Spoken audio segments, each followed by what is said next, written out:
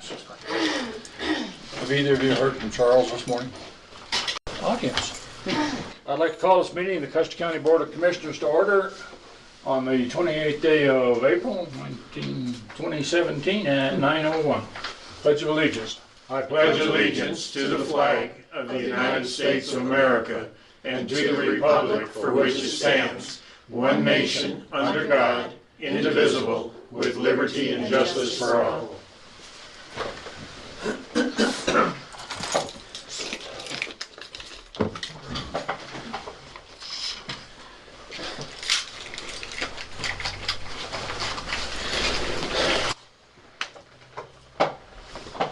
Okay.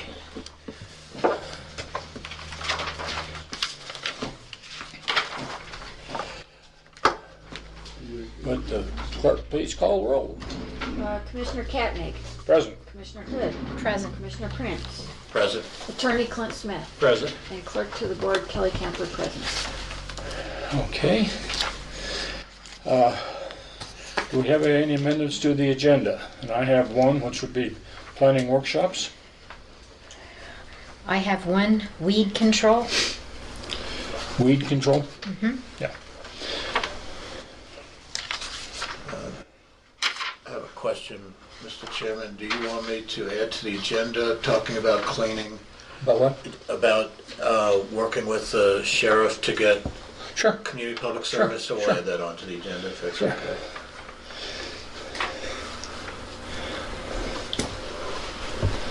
Are there any other additions? Nope. Do I hear a motion to accept the agenda as amended? So moved. Second. All in Second. favor say aye. Aye. Aye. Motion carries. Audience introduction. No, approval of minutes. This will be fast. Do we have, we got a set of minutes here? We have two of them. No, we've already done it. I thought we had. We did the 31st and the 5th already? Yeah, we Do we approved have it this- last time. I've got the Wetmore ones, but I was waiting on some clarification on some names, and I just got them this morning. So I'll get those to you, and we'll do them Tuesday. Thank you. Wednesday. That'll be fine. I wonder if we shouldn't, we don't see it here, if we shouldn't also talk about our emergency closure? It's on Mr. here, it's General? on here, It's on the it's on agenda. here. Courthouse closure Oh, okay. procedure. Okay. All right. Audience introduction. Dallas Anderson, Airport Advisory Board. Thank Welcome, you. Dallas. Any public comment while you're here? Well, just a quick note, the Say-Weather system came in. We've got it put together, installed, it's up and running. Perfect. Good. Yay. Wonderful. Yep. And I have a question, because I saw a communication from Donna Hobby regarding Dave Post going to a school. Dallas, do you all go to a school annually, and does Dave Post join you? No? Haven't since I've been on the board. Okay, let me tell you which one it was. There has been an annual 4th grade visit. No. You going to school. No. Class you take. A class. A class? Yeah. Hold on a minute. It's called the Free Fuel Seminar. Free Fuel Seminar. TWS Aviation Fuel Systems puts it on. Oh, okay. We were wanting Dave to go to that to get him more certified for doing the fuel check. Well, I guess this has come up, and he approached Donna, and I knew you were coming today. I just am not aware of it. So, is that something you're saying he should be going to school too? It would be beneficial for him to attend that, yes. Dave, who? Dave Post. Post. What's he doing with our fuel at the airport? He does the fuel checks on Fridays. All the fuel checks, okay. Okay. Okay. So this is that same group, But, TWS Aviation Fuel Systems, putting on the seminar. Yeah. Well, my broadband's been down since last Thursday, so I'm helpless. I haven't gotten any notifications of anything. But you're saying this is something that is It would be- worthwhile for him to go Yes. to? It Okay. Definitely would be. Where is that Yeah, seminar? where's it gonna be, Pueblo? Hold on a minute. Let me pull this up.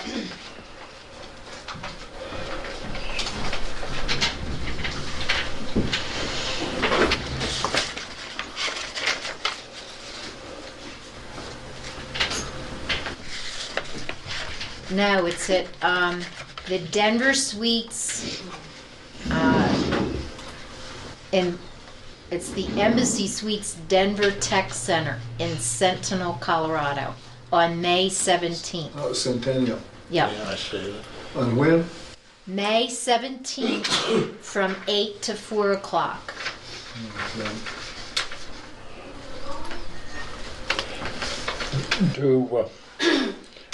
You need to have more than one person One go to person that? go to that? That's what I was wondering. Yeah, do they show a registration? Let's Yeah, see. they have on here, reserve your spot, call Yeah. a lady named Jill Thompson. Yep. Maybe you could email it to Brenda and she can print it out for us. Okay. Yeah, because you can't send me anything. I've got no, All right, let me do that right now You gotta for pay you. your bills now. I paid my bill. Go to Main Street Wi-Fi and catch up. I got hacked on that already. I'll never get on that again. And you need some more security on your system. Oh, yeah, right. Well, I don't know if we need a motion or not, but I would recommend that we send Mr. Post to this. I think it certainly sounds worthwhile based upon the information they gave us in this little flyer. Yeah, I think I'll go. You should I get would it, like to Brandon. amend this and say one or two others. and one or That's two fine, others. I just, Post was the one I want to make sure goes, anybody else will go too. I just sent it to Brenda. I should be good for that day. No. Hasn't come through yet. Maybe Dave and I just drive up together. For it to get from there. Good. That's a great idea.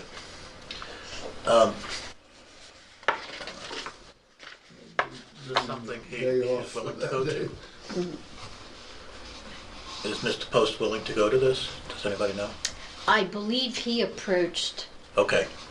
That's fine. Donna, and I said I needed to look into it, so I'll give him that. Sounds news. great. Let's assume he does, and Okay. Dallas, you'll go with him, and I think that, Yeah, I think, because I haven't completed that class anyway.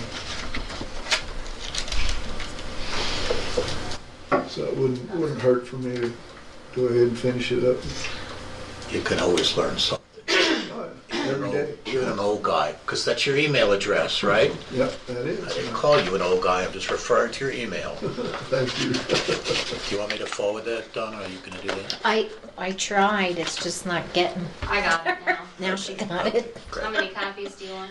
want one. Dallas, and Just one? one for Dave. I'll do one for Dave. All this is a flyer. Yep, Right. Does it have phone numbers and names on it though? yep. Yes, at the bottom. Yes. Okay. Okay, we got that one worked. Okay, well, I'm glad I was here today because, Any other public comments? Hey, Chief, back there. Colonel Vogel, Yo, excuse me. what's the latest? There's no Wi-Fi in the southern, or at least for Dale and I at our homes. I just confirmed that Main Street Wi-Fi is still working. We actually don't know whether Monty launched or not because he was supposed to call and Dale didn't have phone service this morning. So, but we're one way or the other, we will proceed, but it's most likely at the library. Shall we just plan on the library?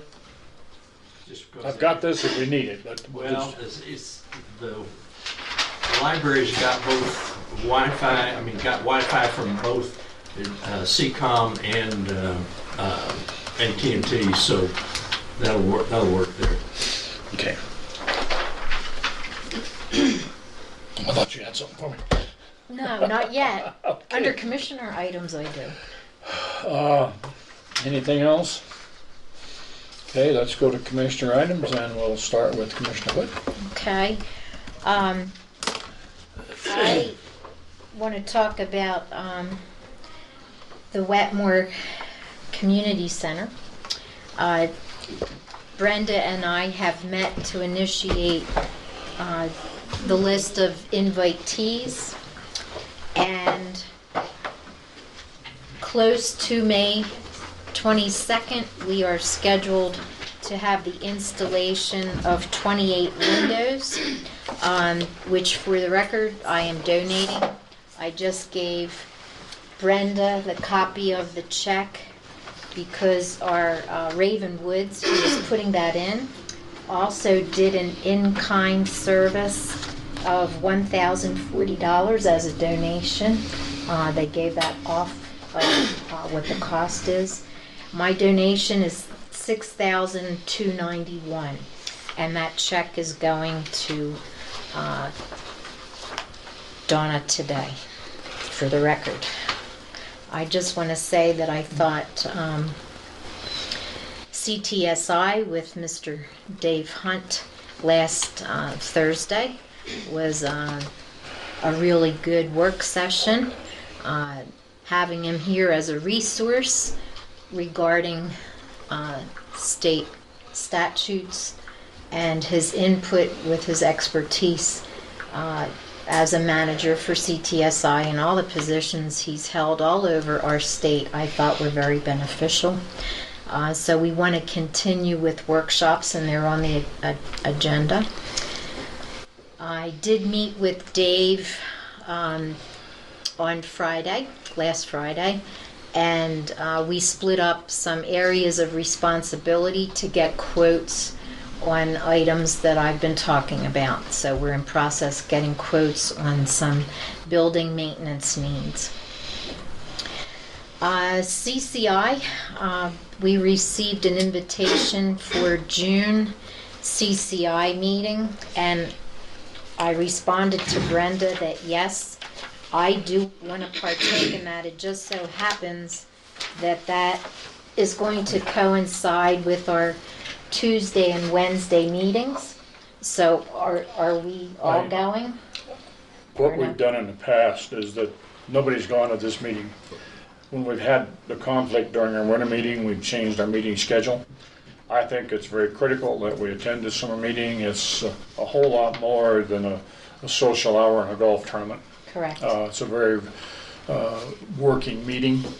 And I think maybe it would be appropriate if we said, okay, we're going to move the meetings to Thursday and Friday of that week if we don't have to have anything pressing. I agree.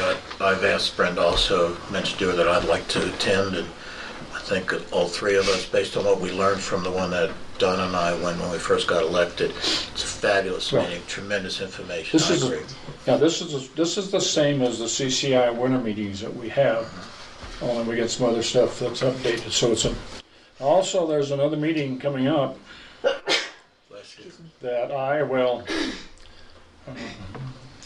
mention to us, and that's on May the 22nd, 23rd, and 24th is Mountain Connect.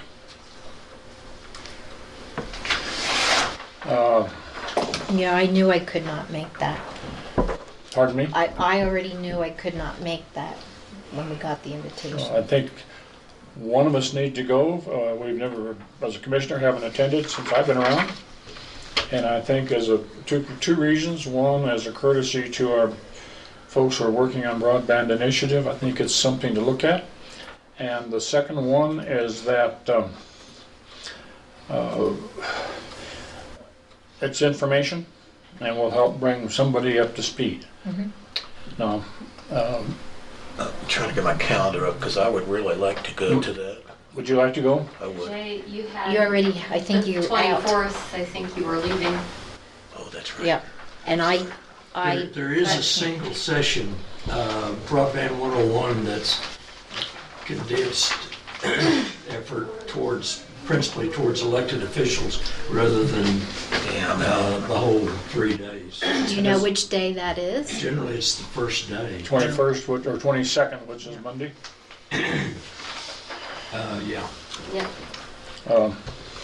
What time would that start, do you think? I don't know, I'd have to look at the agenda, but generally, I venture to say it might, 1 o'clock or something? well, I would hope that it is, but I know we're gonna go down on Sunday. It wouldn't be at 8 o'clock in the morning though, probably. It could be. Okay, now how long will you think that would last? Do you have a website? Let me see if I can find the, The reason I'm asking is that maybe we can go over to that one, which is more for commissioners and so forth. yeah. And then you stay the whole time, but we go over and attend that and then maybe drive back Monday night or something. And Wilson and Dale and I are going for the full session. And that is over at That's at Keystone. Keystone again. Is that on, when is that, May what? 22nd, 23rd, and 24th. I will be out of the country, I'm sorry.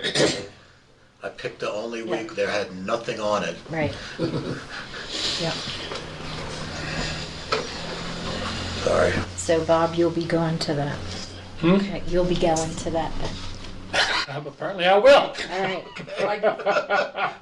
Yep. So get me what all we need. Okay, Brenda, if I need I to found the website now, so. work with Charles and get me registered.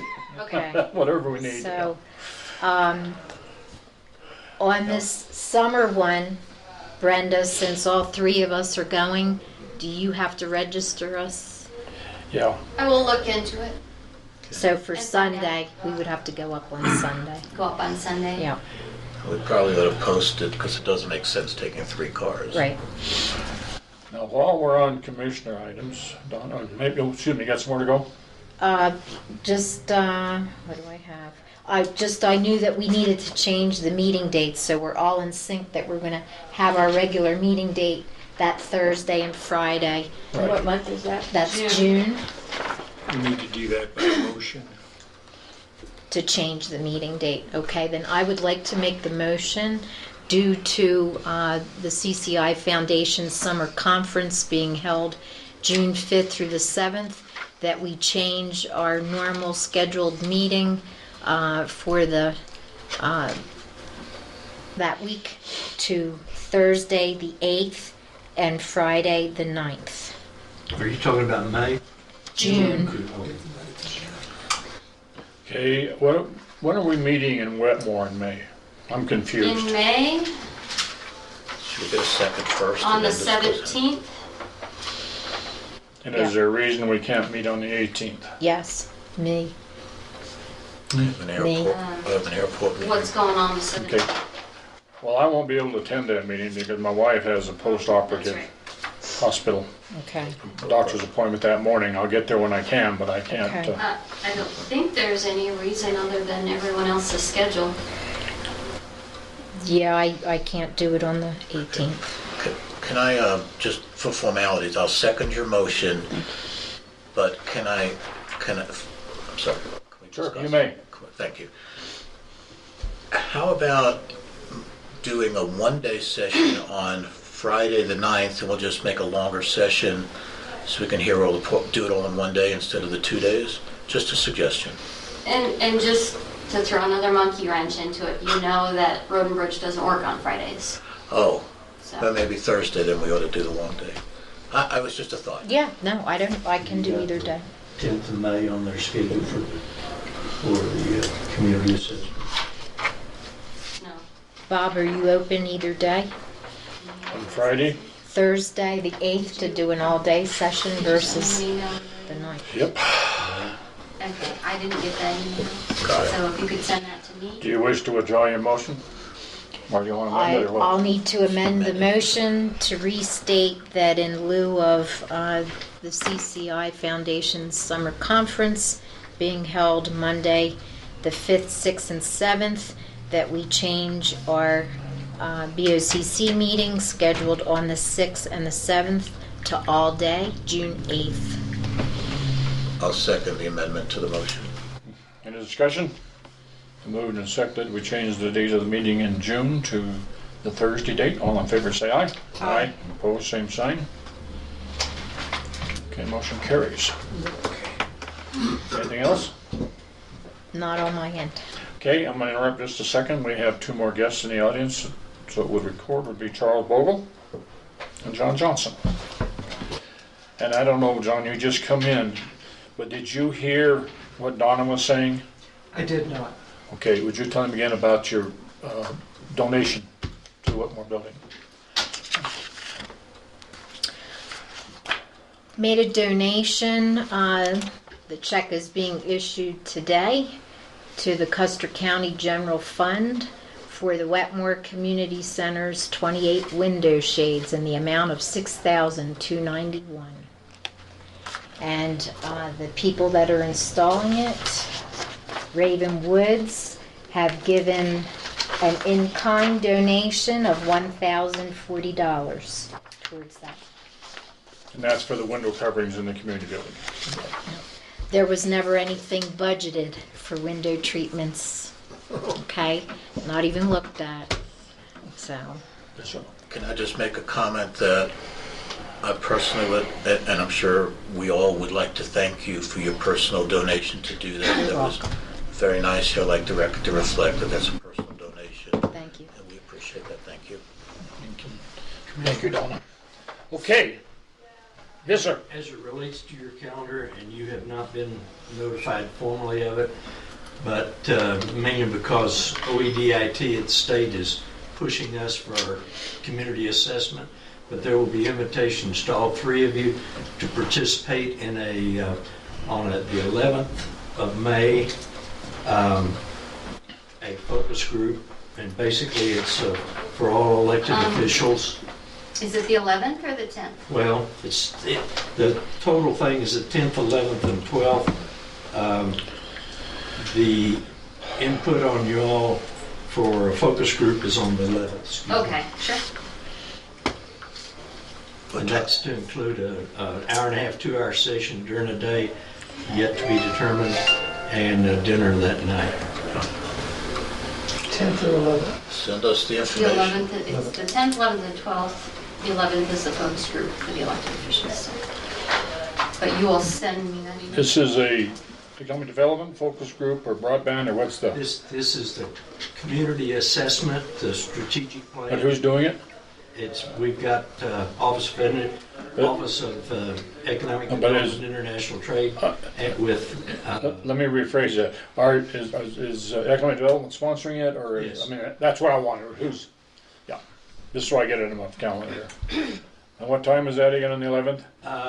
I don't know, we've got 4 groups, and right now I don't know what time Okay. y'all are. I think it was late in the morning, but you'll be getting invitations this weekend. And then there's a dinner that evening, and it's at Tony's Mountain Pizza.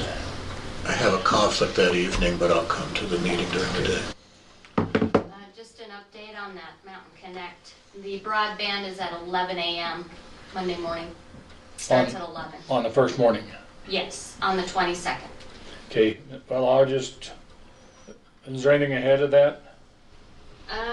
There's a separate thing that's all day that starts at 9. But other than that, no. So if I was there by 11, would that be appropriate, Charles? I think so. Drive over that morning? That's the Broadband 101. It is. Yeah. And then what time do we finish on Wednesday? Let's see. It's late. It runs till about 5 o'clock on it. That's all right. Let's see her. 5:30, 5:45 Wednesday. Okay, so I'll need room for Monday night and Tuesday night because I'll drive home Wednesday. Okay. Thank you. Anything else on those two? No. Okay, your turn, Fern.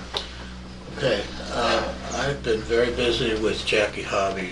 Hopefully she'll be here a little later to discuss septic systems in our... Can you speak up so she can... I'm sorry, yeah. Hopefully Jackie Hobby will be here a little while. We've worked very diligently on septic systems. I met with affordable housing, and we have another meeting coming up Monday morning. But what Bob, I hope you're not mad at me. When I was at my recycling meeting last time, I happened to mention your concept of with the big drum and recycling, and they said, do you think we can get him here to a next meeting? And I said, you'll have to ask him, but I think, I didn't really want to discuss because I didn't understand This it is as well. with recycling meeting. The recycling meeting, as opposed to affordable housing. I kind of jumped in quickly. So if you would consider that. I think probably the they'll best one let would you be know. for me just to visit with you a little bit, because there's, I can give you some update on that if Yeah. you want it. What they've done, they take the sewage sludge, and 20-some years ago, I was involved in some research projects with them, and they were taking household garbage, sorting through it, pulling out the plastics, the metals, so forth, and the leaves and the grass clippings and your vegetable waste and all of that stuff went into a 70-foot drum composter. And it was a 3-day process. It went through here, come out on the other end as a friable or as a product that we then put in windrows. It was humanly safe, but the biological count was still too high from a E. coli standpoint. And they would turn those windrows once a week for about 10 weeks, and they'd have a product they could sell. That has now evolved. They no longer do that. The reason they don't, for 2 reasons. One is that you have broken glass that is in the garbage that you're not able, household waste you're not able to remove. So you do have, at the end, you do have bits of broken glass in the compost. You can imagine working with the hands, you sure don't want to sharp glass your fingers. So what they've done now, they've reworked it a little bit, and it is now a 125 feet long cylinder that's 10 feet in diameter, and it just goes through that cylinder in one day. It comes out, they put it in a big pile, and then cover the pile with cured compost, and then just let it set and cure itself. But the only thing they're using now, they're using sewage sludge and cardboard. The reason for this is that there's no other foreign materials that's going into the compost, and they have developed a market that uses, they're able to sell their compost. We have an invitation to go down and tour their facility. It's interesting, the fellow that's there wasn't there when I was there, but he was aware of the work that we were doing, so we were able to build a bridge right away.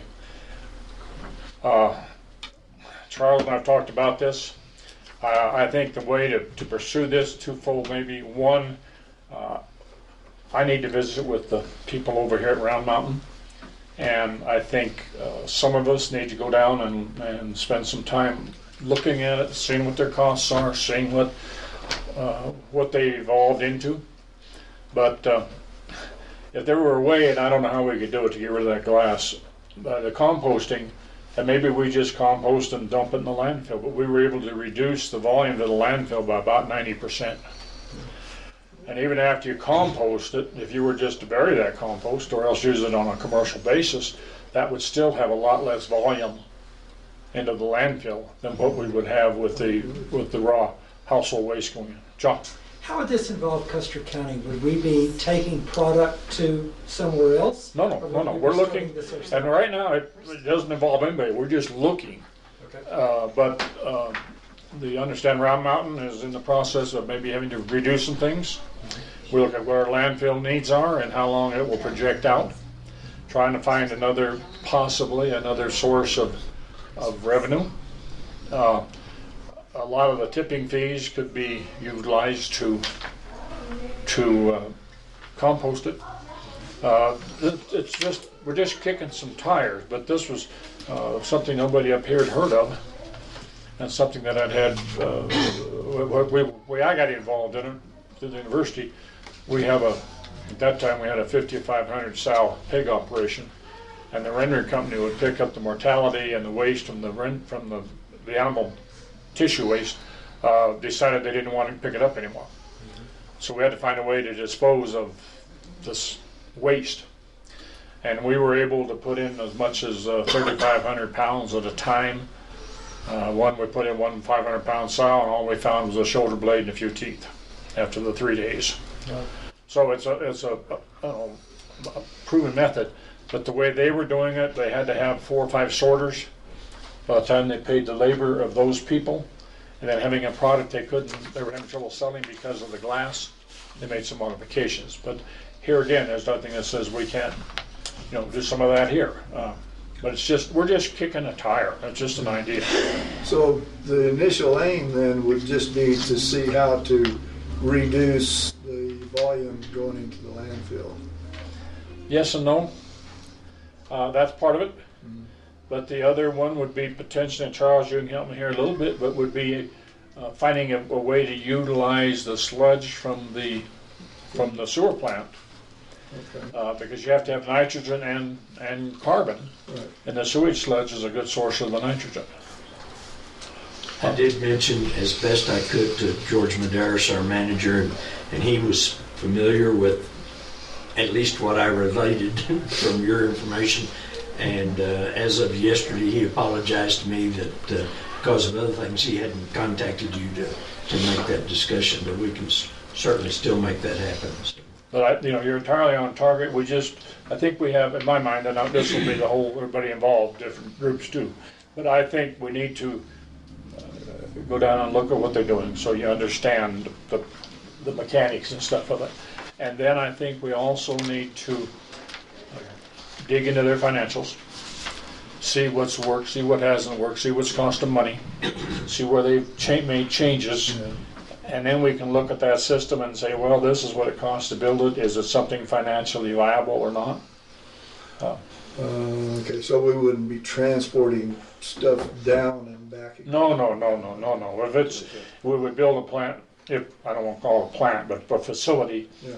that we would build here. But again, it's not, it's just some conveyor belts to load this tube.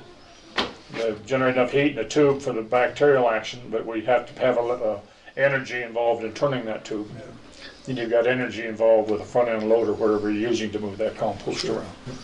Well, where I got That's all. pretty excited about this project is I know our landfill has a lifespan of maybe 20 more years, and if we can reduce it by 90%, the amount that goes in each time we put something in, we can expand the lifespan of that tremendously. So a new landfill or expanding the one we have would be very expensive.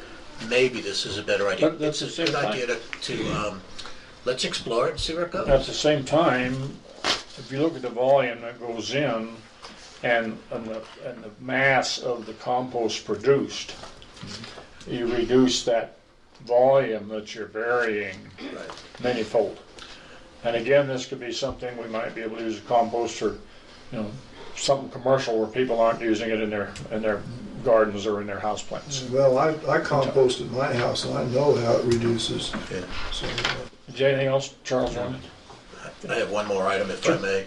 I just want to give an update on Wetmore and where we stand with the project. As you know, we're on kind of a delay waiting for the grease trap to come in. The grease trap is part of the septic system, so toilets cannot flush, so the building cannot be open to the public until such time as it gets its occupancy code, and of course that won't be done. I went down Wednesday, as I normally do. Apparently the meeting had changed, so I was there alone with Oh my God. yeah, that's okay. I didn't mind. I like to go in often anyway, just to see how we're doing. It's looking terrific. The two giant holes are still out there. The sump pump is not in yet, but they did dig the trench for the French drain to bring it to the creek so that the water's seeping in. We have a little problem with the foundation of the Wetmore is right at the water line. So in drought for the last few years, not a problem, but just recently we noticed water's coming in, and it's because it's in the wet mountains. And the question that came to the three of us was, do we want to put $850,000 into a building that we know is leaking? And we said, this is not a smart move. So we're having a sump pump put in into where the water collects, and it'll be funneled out. There's a drain already there for the front. It'll be drained out into the creek, and then we're hoping will save continued water seeping into the basement. So there's two giant holes out there right now. One is for the sump pump because it has to be at the water level, below the water level. And then we have a giant hole that's kind of taped off right now, waiting for the grease trap that's going to come in, and that's part of the septic system. That's what's really holding the project up. When I was there, they were just finishing up on a few fixtures. The water fountain was going in, the elevator works, although being very slow, but it works. And it's looking terrific, and I'm very proud of that building. So, Jay, let me just add to Sure. that. I am waiting for a call back from CenturyLink to clean up the telephone lines. So Yeah, that I'm is just a waiting for the ongoing issue, and yeah, we have a problem there. But aside from those two big holes in the ground and getting our septic system up and running properly, we're very, very close. Were the locks installed? Locks were not installed at this point. Okay, thank you. Yeah, they were coming within the next few days, they told me. Question. Do you know when to expect a certificate of occupancy? No. It all depends. What we're waiting on is the grease trap had to be manufactured. It was a 2 to 3 week manufacture date. We don't have a shipping date. And once we get it, it has to be installed. I do not know. See, the building supposedly had a grease trap, Okay. but after a lot of digging, they were not able to find it. There is no. So we had a hole dug of exploration for the grease trap, and correct me if I'm wrong, but I think we went back and filled that hole up. But the idea that when we need to dig it again, we'll dig it. I mean, that was the last instructions and request that I'd had from Tony. Right. The grease trap will be shipped probably the first part of the week. I was over there yesterday on another deal, Okay. talked to Tony. But again, and a question we need to find out. You mentioned the French drain, and you're going to dock that into the creek. Right. I'm really concerned about that from the standpoint that we're not violating some kind of a discharge. If we're going to go into the creek with a discharge, oftentimes we have to have some kind of a permit. Be sure that we're following the EPA and the water laws so we don't. Yeah, this It's was, just the water coming in. Doesn't matter, it's a discharge. anything that goes into the creek, he's right, needs to Yeah. have the EPA say, okay. Tom Duke, the architect, when he designed the first drain, to the best of my knowledge, got the okay to do that. And adding this water, since it's just groundwater going out, shouldn't be a problem. But it's a reasonable request, and I'll talk to Tom about it. And I would say we need to check it out. I sometimes don't have the highest confidence in Tom crossing all the bridges. I understand. Anything else? Nope. Continuing with the Wetmore building, I was there yesterday, and I'll get onto the fire stuff in just a moment. But I'm pushing. I think we need to get those sandbags in. I would like to know by the first of the week what it's going to cost us. Get them ordered. We're looking at putting big sandbags. They're kind of well, have any of you seen the big containers you can buy sand with at Home Depot? It's kind of like that, only they're connected. There's like 8 or 16 of them in a row. But we're looking at putting those big sandbags just around the building. Initial thoughts, we sandbag the creek, but we can't because if we raise it on our side, it goes across the creek, then we're liable for damages to the people on the other side of the creek. So we're just going to sandbag the building. My thoughts on it right now, I need to visit you guys on this, but when we can get them in, I think we need to fill them as we can. We can't do anything on that south side until we're done with the drain and so forth, but as soon as we can, build I think these are about 3 foot high. They're basically an immovable object. Build our perimeter around the building, and I'm thinking maybe the most sensible way to do it on it would be the northeast corner of the building where that front door comes in. We leave maybe a 4 foot gap there in the sandbags, and then we have a pile of the small sandbags piled there. So if we have a flood risk, we can go down and use those small bags to complete the barrier, and that should basically keep the water out of the building. Bob, do we have a cost on what those sandbags are? Cindy's getting me that. She's getting I'm them. pushing to get these. I think, and this is something I look at it 2 ways, I guess, folks. First of all, we need to do it to protect our county property. And secondly, I'm not sure that needs to be a building cost. because it's not related directly to building the building, it's related to securing and Maintaining. protecting. To And I think we may come out of another fund with that, but Yes. that's just my thoughts. Okay. But it's just like we put something around here to stop something that's a Right. maintenance item. Right, right. And you're just reminding me, Jay, on Wednesday, the mechanical people were supposed to be there. They So were what's not the there. date? What's the They new were date? not there. That was canceled, and they forgot to notify the Dallas, the folks down there. I met, Tom was there, and forgot the elderly gentleman's name. Was Alden? Alden. Yeah, Alden. The three of us were standing around. I finally got a hold of Justin because I couldn't get a hold of Tom.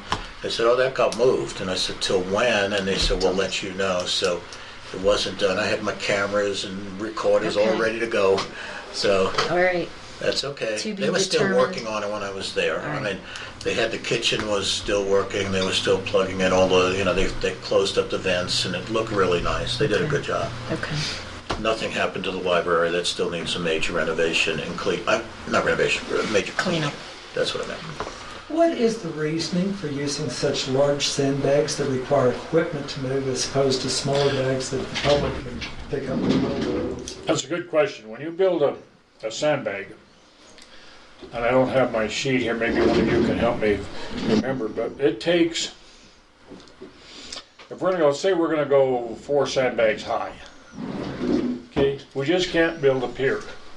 To go 4 sandbags high, we have to go out about 6 sandbags. And then you come up next layer and the next layer and the next layer. So if you look at that in a profile, that sandbag is actually like this. Okay. And it takes an ungodly number of sandbags. It takes us thousands of sandbags to fill them and put around that building. These bags, we can fill them with a front end loader. So we'll just take a dump truck, haul the material down or dig it there wherever, material that goes in it, and then we can take a front end loader and fill them by the county very quickly. And Will those be single stacked, or do they also have to be pyramided? no, they're about 4 feet tall. There's two. The sandbag itself is about One 3 by Sometimes 3 by 3 by 3 or 4 by 4 by 4 or whatever, but it's just a big, it's just, and they're tied together Okay. so you don't have, leaks at every bag. I mean, it's one stretch. I think it's 16 bags. And then you buckle the next one to it and go on. So basically what you end up with, John, is a barrier that is inexpensive in terms of labor to construct. A barrier that will have probably your 2 or 3 year lifespan is all. But even the sandbags, if we were to just fill individual sandbags, by the second year they're starting to rot and come apart. Okay. Will they be left there permanently? No. Well, at this time I would say no. I would, and again we have to decide down the road, but I think my idea is that the immediate threat is the flooding from the fire. Once we get past that fire flood threat, we had the debris come down, we've had a couple of years, then the potential for catastrophic flooding is greatly reduced. Sure, we can still get a storm up there and get some kind of a flood event. But there again, we can't build a wall along the creek as the previous administration had talked about doing because it's illegal. Of course, sure as you move them, then it's going to flood. Well, yeah, but the thing we are is that I think we have an obligation as a county to do our due diligence. At the same time, when the building is insured, if we do have flooding. Oh, good. Okay. Thank you. The other issue that I'm working on right now, and it's just taken an ungodly amount of time, we have a lot of issues with our fire. So far, we've been very, very fortunate. We've had about 2.5 inches of moisture on the hill, and it's all gone straight in. The soils that we had that were extremely hydrophobic have now been loosened up. So from their original models of what they were going to see in terms of runoff versus where we are now, we have modified through the freezing and thawing process and the slow percolation of snowmelt. we have modified the profile of those soils where we had the severe burns. There's still gonna be water run. There's still gonna be trash come down. The Forest Service is not going to do anything in terms of stabilizing those hillsides. They say that's part of the natural process. And in a true sense of the word, I guess I have to agree with them. Because if we didn't have any erosion here in the valley, we wouldn't have a valley. I mean, that's just part of the process. But on private land, we're looking at trying to do some things to minimize that. We've had meetings with a number of the legislative representatives. The National Resource Conservation Service had an opportunity with the San Isabel Land Trust, and it was a very sizable grant, 100,000 or more, to go in and do some reclamation work. They asked for support, so I fed it up the line through Senator Gardner's office and Representative Tipton's office. We got a call the other day from the National Resource Conservation Service wondering what the hell had happened and who did it. So I met with them yesterday and I said, I did. You told me to do it. He says, well, it's not going to happen. I said, okay, why? Well, he said, well, after they got that phone call from Gardner's office, they called us right away and said that the cost of protecting that land far exceeded what the production would be that we could obtain off of it. Well, I'm not apologizing an inch because we got an answer. Otherwise, we'd been hanging out there another 2 or 3 months before they finally got around to the paperwork. We have a group that's called COCO, which stands for Coalitions and Cooperatives. They're a nonprofit. They've worked in a lot of the fire areas. They do a lot of work around, have done a lot of work on the Waldo Canyon, some of the other fires. They've got some very good ideas. They were at our first fire meeting to offer support to us. And we spent 6 months on all kinds of false starts and all kinds of let's apply here and let's apply there and let's apply to the third place for a grant. And the only money they got was $100,000 for all 3 fires, which is the Hayden Pass, the Junkins Fire, and the Beulah Hills Fire in 3 counties for watershed protection. Part of what we're working with now is that we're utilizing crews from the prison. They're called, I think, Swift crews. Swift. Great bunch of guys. I watched them the last 2 days. I was down there. They were working. And I suppose we've got about, I'll bet almost 3/4 of a mile of the ditch of the creek cleaned through Greenwood, starting at the lower bridge and going up the draw. The fire department has been working in Wetmore, trying to get some of the debris out. The big problem we have right now is what are we going to do with all the stuff that we've got piled up. We've got limbs and branches and trash. We've got wood that's burnable wood. We've got all this wood and stuff we're taking out on private ground. But I'm not sure we can allow the public come in on private ground to clean up that wood. So that's some more issues that we're having a workshop on tentatively on Friday on the fire. But the other part, we've had the Army Corps of Engineers in. They talked a good fight and are going to put in a research project on the hills so they can get all kind of monitoring and so forth, because it's a late season fire. They don't have good data on what happens. And I thought we were set to go 2 months ago, and they're still twiddling their thumb. The Geological Survey folks have been involved. We had a meeting in Denver, I don't know, maybe a month, 3 weeks ago with a bunch of different agencies, and I kind of lost it. It was the day before the Lieutenant Governor was in town. And I told them that we were going to talk about it. And it kind of shook some things loose. The USGS people hadn't planned on being down here until sometime in May or June. Well, they've already been here. We spent yesterday going through it, and they've promised me that they'll have some figures to us on monitoring devices. We're very limited right now. We haven't got a damn thing to monitor on the hill or in the creek. So in the interim, we're going old-fashioned. I've requested Road and Bridge to take the white highway paint that you see along the road, the solid lines, and paint a foot-wide stripe down the side of the bridge on the abutment. And then we're going to take the orange paint that you see in the middle lines and put a stripe across it every foot. And we have now formed with Chaz, who's the secretary of the fire department of Wetmore. We've now formed a 4-person monitoring crew And they will periodically, when we're having events, there will be somebody there monitoring that all the time. We'll still check it with road and bridge and so forth. But this gives us some people on site. They say, okay, guys, we got water coming down the creek that's a foot deep. Or it's 3 foot deep. Well, now it's backed up and it's only 2 foot deep. I mean, it's an old-fashioned way to do it, but you can set up here on the road on high ground with a spotlight. And then the reason I want to use that paint, because that paint reflects. So we can, it's an old-fashioned way, but at least it gives us a short-term way to get a measure. Monitor, yeah. They're wanting to bring in, USGS says they've got some monitoring equipment on other fire sites that they're gonna try to bring in and set up for us. The problem, and I'll get just a second, John. The problem we have is that this is in a canyon, as you well know. There's no cell phone coverage there. There's limited ability to communicate from the creek bottom. We may have to put a repeater or something up on top of the hills, and I need to visit with you, Charles, and see what we've got for any kind of data that shows the stuff that you did from the coverage on that South Canyon. The Forest Service has agreed to pack the equipment in, and I think within 30 days we will have some equipment on the hill and a couple of sensors in the stream, so we do real-time monitoring. The reason we have to have communication, when we have those monitors trip, or we have an event going on, it goes directly to the Weather Service in Pueblo.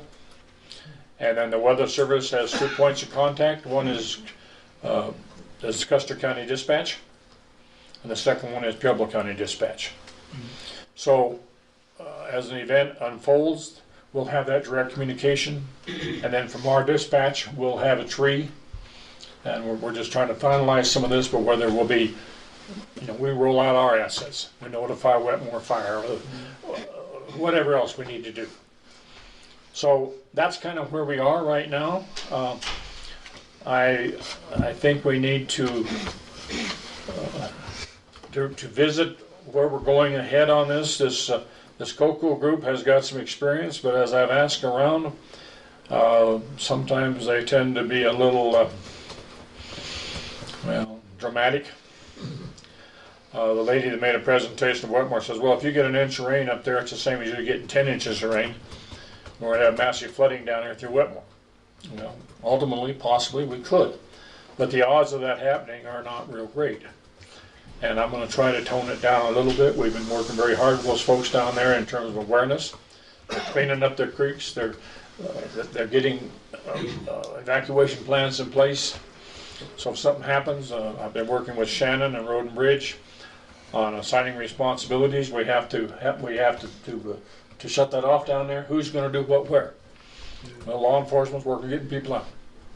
Don't worry about closing bridges. We're moving some barricades and stuff from here down to the Wetmore shop.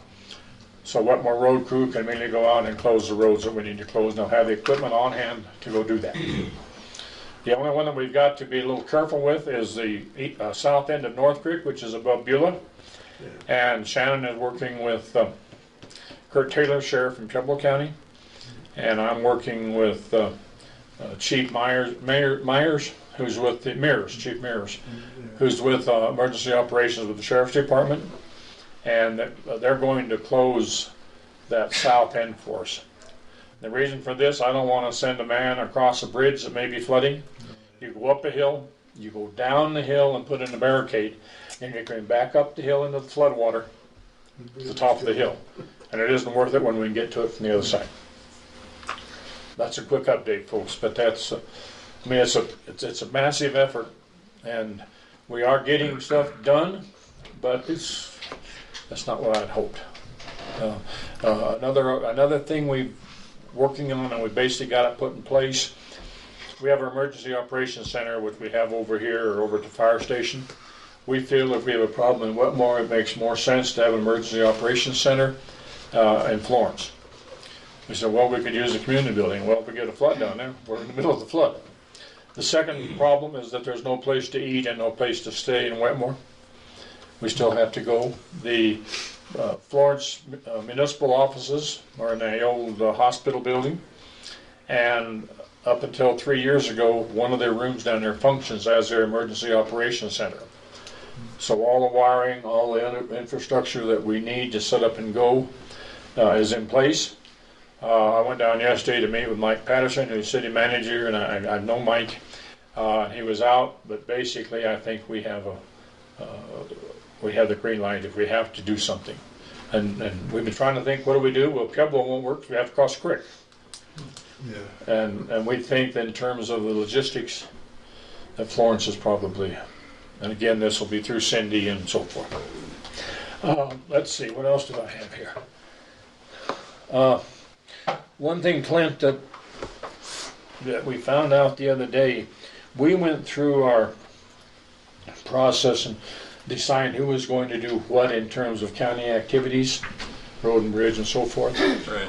CTSI says that we need to have a resolution that defines this. So then we're acting on behalf of the county. There's no way they can come back and say, well, you made that decision without the proper authority.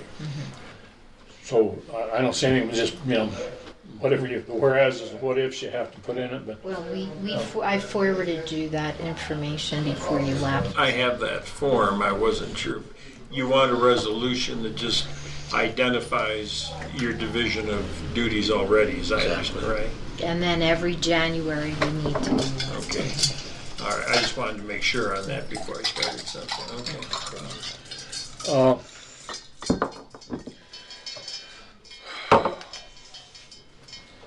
We need to check and see, Brenda. I don't think we ever took, or maybe we did this last month. I don't think we ever taken formal action to close that South Hartscrabble Road. And we need to. And we need a resolution, Clint, whatever, make it fairly simple. But if we got something in a resolution form, Jeff Huth here will post it on each end of the road that says this road is closed by order of the county commissioners, kind of a thing. Was that 386? Pardon? Yes. Is that 386? Yes. Yes. Okay. Yeah. I have that on the agenda for the 2nd. Okay, so he can jot it down. We can act on it on the 2nd then. Okay, I'll do that.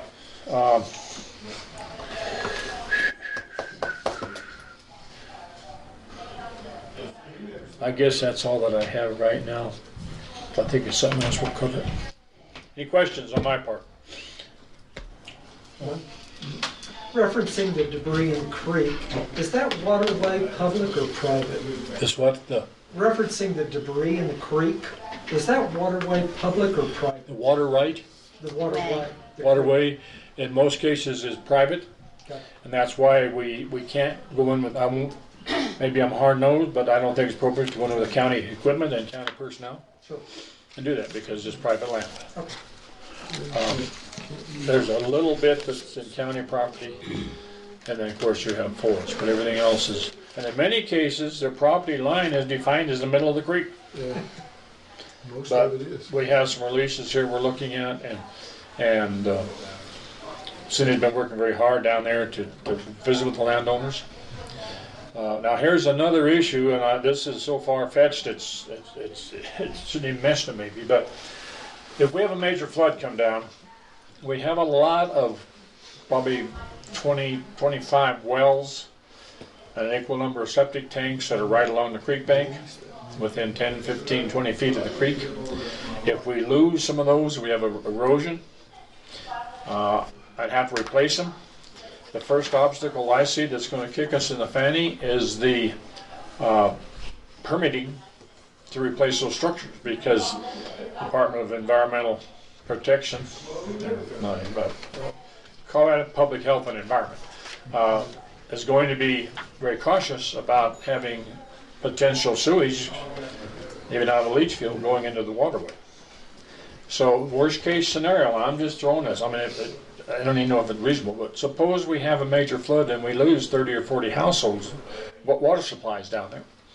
Then the next step is going to have to be getting some kind of aid to potentially build a municipal treatment water plant.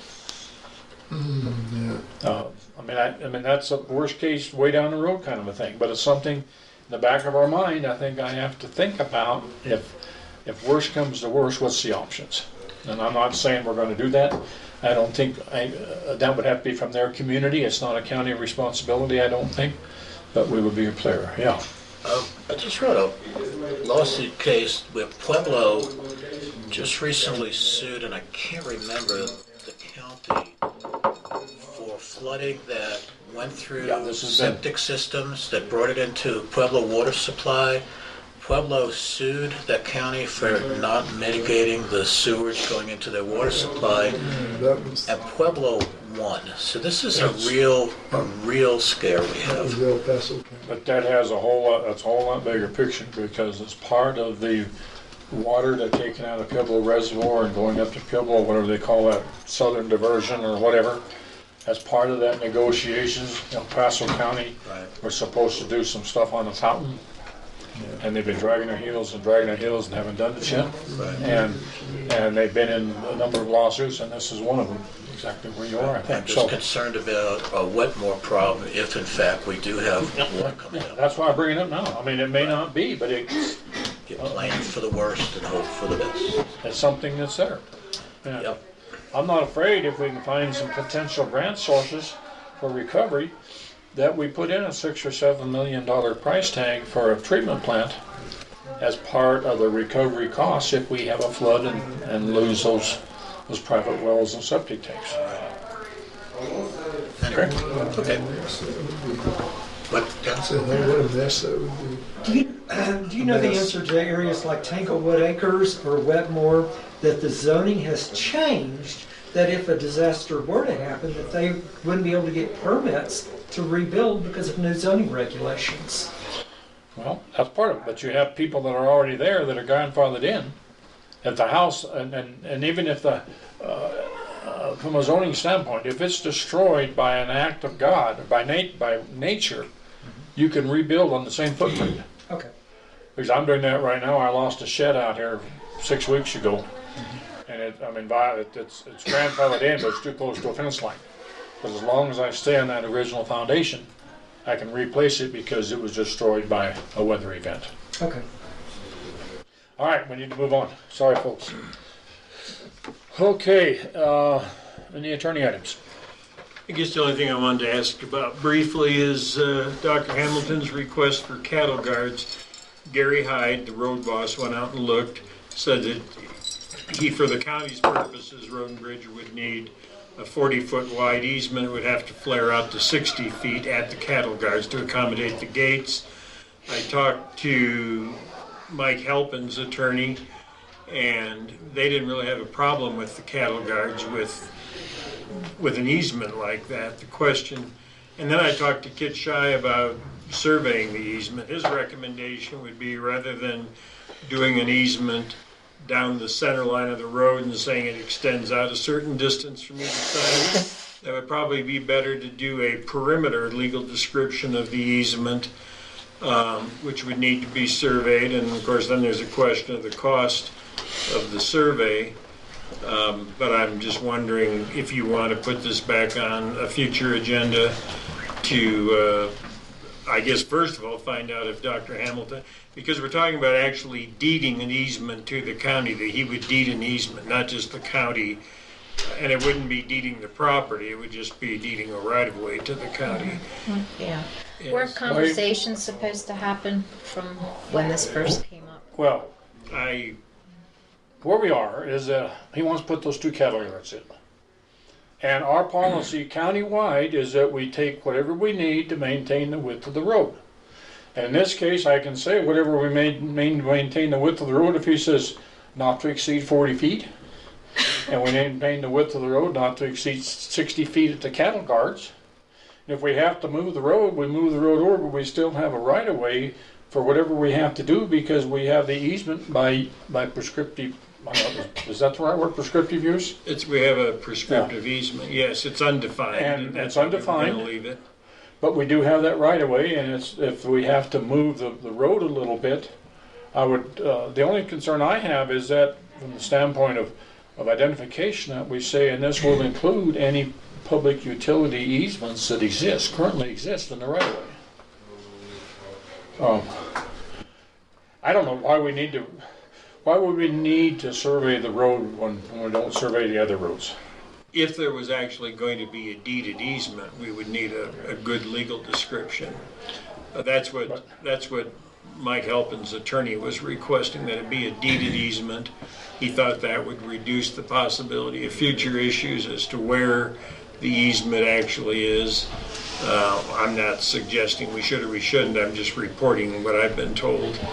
And I need to know how you all want to proceed. If you want to put it on an agenda and discuss this with Dr. Hamilton or one of his representatives, or Mike Halpin and with his or without his attorney, and see how we want to proceed. Of course, Gary Hyde should be in on that, and Kit should be in on it as the county surveyor. Why would Kit be in on? Well, if there's going to be a survey done, what his recommendations would be as to how it should And be. he's already publicly stated that he would not survey that because he had been involved in prior surveys. He indicated that he probably, as the county surveyor, that he felt, when I told him, what one of the suggestions was, he felt that he could do that. It's either that or see if, if one of the parties, I know that Mike Halpin, or his attorney, said they don't want to pay for any more surveys. And I know Dr. Hamilton's paid for a lot of surveys already. So to get a survey, but for this particular purpose, a lot of the work's been done, but it would still require some more surveying work, and one of the questions would be who does it, who pays for it. I'll let you two respond then, Ari. I'm really not in favor of spending another nickel on this project. With what you said, that the county doesn't survey any other cattle guards, I'm just not in favor of spending any money. Sorry. I was going to say exactly the same thing as Donna, except if we did feel that it was the right thing to have a survey, and I think I can understand without getting into the details why a survey really makes sense. That way it's established and we don't have to worry about for future boards that have to face this issue. But I agree with Donna, since this is an accommodation for Dr. Hamilton, the intention was for him to pay for everything. I think he should pay for the cattle guards, the installation. If we decide to survey, the survey needs to be done, paid by him. No cost to us if we agree to do this. That would be my suggestion. But I really like Clint's idea of let's get the parties involved, let's sit down at a future meeting and let's discuss it. I don't think we need to. And the reason I do that is that this to me is basically 2 cattle guards on an existing road that was not part of any lawsuits. If we come in and establish a right-of-way there, then everybody that wants to have a right-of-way established to their property, they say, well, you've set precedent by establishing this right-of-way. It's not part of the road that was involved in the litigation. That's beyond the point of where we are. I think we have to look at that, what makes the most sense, and what have we traditionally done. And my understanding is that Hamilton just wants to have the deeds that were issued, which are not valid. I understand me out here, I'm stumbling. Yeah, well, one deed has been declared invalid. And that we have a registration to clear the title so that those don't appear as a cloud on the title, because the full process hadn't been followed through. Right, one deed has been declared invalid by the ruling by the Court of Appeals, so that deed, the one that the county attempted to do, that one's out the window, but there's still a deed out there from previous litigation where the county wasn't involved, and that's what we've agreed we'll participate however we can for helping in Hamilton to get that sorted out. And if it requires the county to sign off on something that was given to the county erroneously, I don't have a problem doing that. So I guess the one thing I want to make sure, though, is that Dr. Hamilton does understand that Road and Bridge has stated they need 40 feet and 60 feet where the cattle guards are if they need to go out that far. So, we can leave it as an undefined. We just need the documentation to sign because he's in agreement with that.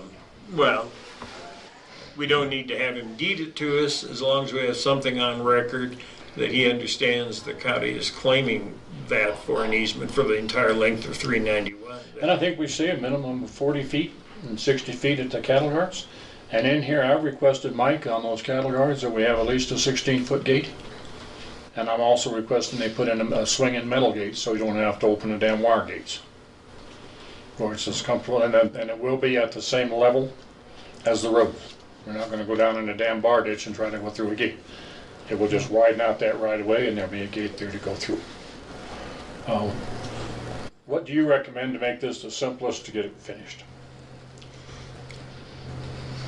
I want to protect Mike because that right of way is a right of way by prescriptive use, and that is the permanent right of way, right? Well, I think if whatever action the board takes just says that it's, the existing road that's there now, that we're claiming a 40-foot easement, 20 feet on either side of the center line of the existing road, with the understanding we'll go out, the easement will extend out to 60 feet where the cattle guards are. And I guess that could be done, there could be a formal resolution that will approve the cattle guards with those terms being in place. We could do it by resolution. But I guess I'd want to discuss it with Mike's attorney again. And I don't know if I even want to say 40 feet, 20 foot from the center line. I think I would rather say a 40 foot or 60 foot right of way, whatever is necessary to maintain the road. So we have a minimum 40 foot, 60 foot if necessary for the maintenance of the road. Well, we can do that, without making some reference to the road. As it exists now, the 40 feet or 60 feet doesn't mean a whole lot.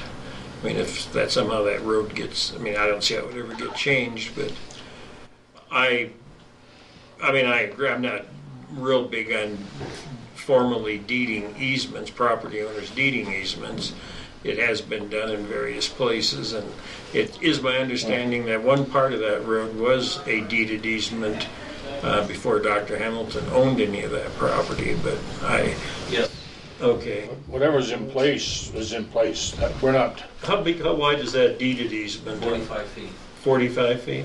Okay, so there is one portion of 391 that's already deeded easement, and Dr. Hamilton owns. Well, I want to be sure that what we've got protects Mike. If he wants to, I'm just looking down the road, but maybe he wants to subdivide that back there.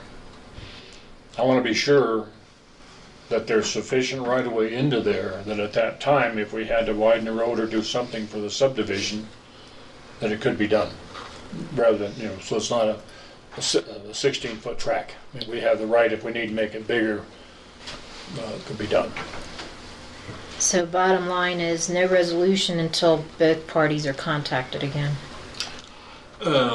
I just think as a matter of courtesy, we should let Dr. Hamilton know that's what our road and bridge has recommended, and that we would declare, whether we do it by a motion approving the installation of the cattle guards, it would also be part of the motion declaring a 40-foot wide easement for the road. Dr. Hamilton called me to see what we were doing Okay. 2 or 3 days ago. And I said, I can't go into a whole lot of detail, but I said, here's where we are. I said, I want at least a 40-foot easement, and where the cattle guards are, it's got to be 60 foot. And he said, okay. Well, then I don't see a problem. But I want to protect Mike from the standpoint that we do have that right of way through there. Okay. Mike, do you want to talk to your attorney about this? And because I had talked to him maybe 2 weeks ago, but he was talking about wanting a deeded easement. And what we're discussing here now is that it wouldn't be deeded, but it would be specified as part of the motion. It is a 40-foot wide easement and 60 feet at the cattle guards. Yeah, I just wanted, as a professional courtesy, since he and I talked about it, I'd like you to touch base with him, and I'll be happy to talk to him as well if he wants. I'll Well, and if you will, and then either have him contact me or you get back to me and let me know if that sounds, and if he wants more information, Don can call me. And if we need more detail, I suspect we're almost to the point we're going to do an executive session for attorney discussions. Possibly. I'm trying to avoid executive session on That's this what I'm now saying at here. this I point, think just so we don't overstep. But if it's going to get into options, some legal advice and everything, we could, consider that. But I think right now I think there's a pretty good understanding of what we're talking about doing here. But I just want to make sure you talk to Dr. Hamilton. He's indicated he's okay with it. So I just want to be sure Mike and his attorney have had a chance to discuss it. Don't we have this on the agenda Tuesday or Wednesday, Brenda, or did we? the Hamilton Halpin thing. His request for a cattle guard.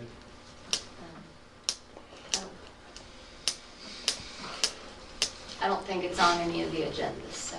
Well, we need to just be under old business then. Yeah. Well, can we maybe find out something as soon as possible, so if this comes up Tuesday or Wednesday, we can... Yeah, Mike, if you Yeah, can well, get a hold of me and, or let me know on Tuesday morning at least, okay? Okay. I have a few minutes. When we're done today, I can visit with you briefly and then I can call my attorney. Okay, that's fine.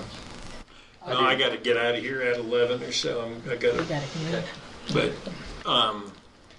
but just talk to Don and have him, if he wants to talk to me, tell him to call me or let me know if he wants to talk to me and I'll call him. I'm gonna be out of town over the Okay. weekend. Right. We need to move along, we have, That's all I 40 have for minutes. attorney's fees. I see no reason for an executive session, do any of you? No. Okay, let's go under old business. We had a chance to review the vouchers, I did, and I have 2 questions. okay? I've got one also.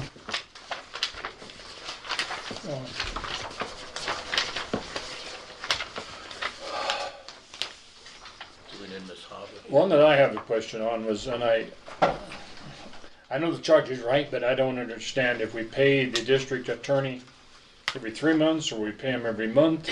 I believe we pay them quarterly. Okay, let's say we've got a $91.75 charge, but we pay for it. So when they're in here doing investigation stuff, that doesn't cost us anything extra because we already paid for it. Right. I believe so, yes. I mean, it's a yearly, I think it may be quarterly. I just, that was, I think it's quarterly, okay. Okay. but it might be monthly. I don't know. Donna? I'm sorry, go ahead. 9175 is a monthly amount. Oh, because it's like 90 some odd thousand, right? Or is that? Just a little bit over 100, I thought, is what it Yeah, was. about So then 100,000. it's monthly. So see, 9 times 12 would be 108, so. Yeah. Okay. On the second page, the CenturyLink vendor charge of $4,339.44. I guess I'd like a further definition of what that service is linked to. That is the courthouse, the county general. That's the county general charges for all of our phone services. Okay. This is County General? Okay. Okay. If we And- break it down to county general and then, Okay. sheriff pays their own and Okay. road and bridge. And then, under a road and bridge expense, Bob, you may know this, there was an $11,792.01 charge. Was it tire service? That's under about road- 3 or 4 pages in. No, it's a lot in, under the road and bridge.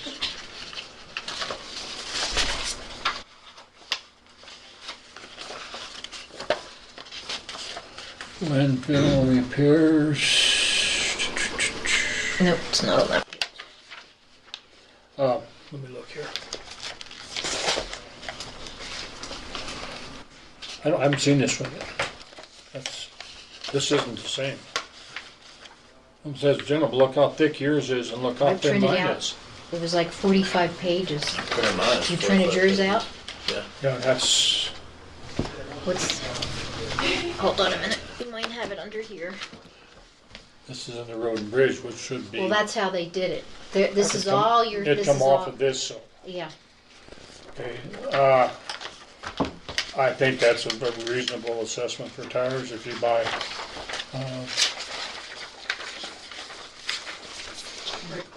motor grader tires.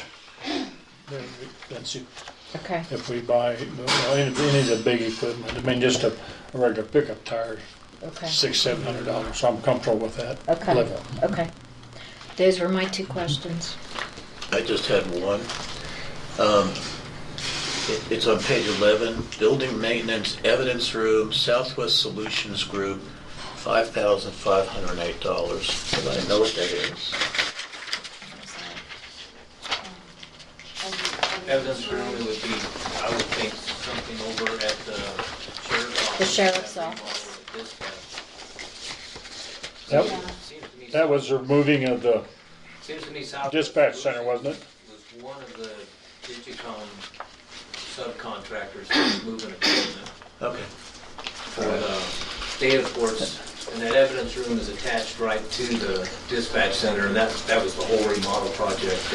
That's fine. I just hadn't seen it on any prior remember ones. seeing When I saw it, it Solutions truck jumped out. back over there. So. Okay, thank you for that explanation. My first thought was, well, it's a sheriff expense. My second thought was, no, we have to maintain the building for the sheriff, so it's our expense. Nice try. Well, Do we have any other questions? I'll make a motion, we accept the vouchers as presented. I'll second that motion as stated. Motion's in discussion. Motion made and seconded that we accept the vouchers as presented. All in favor say aye. Aye. Opposed, same sign. Motion carries. Next item on the business is the open airport bids, and I will defer to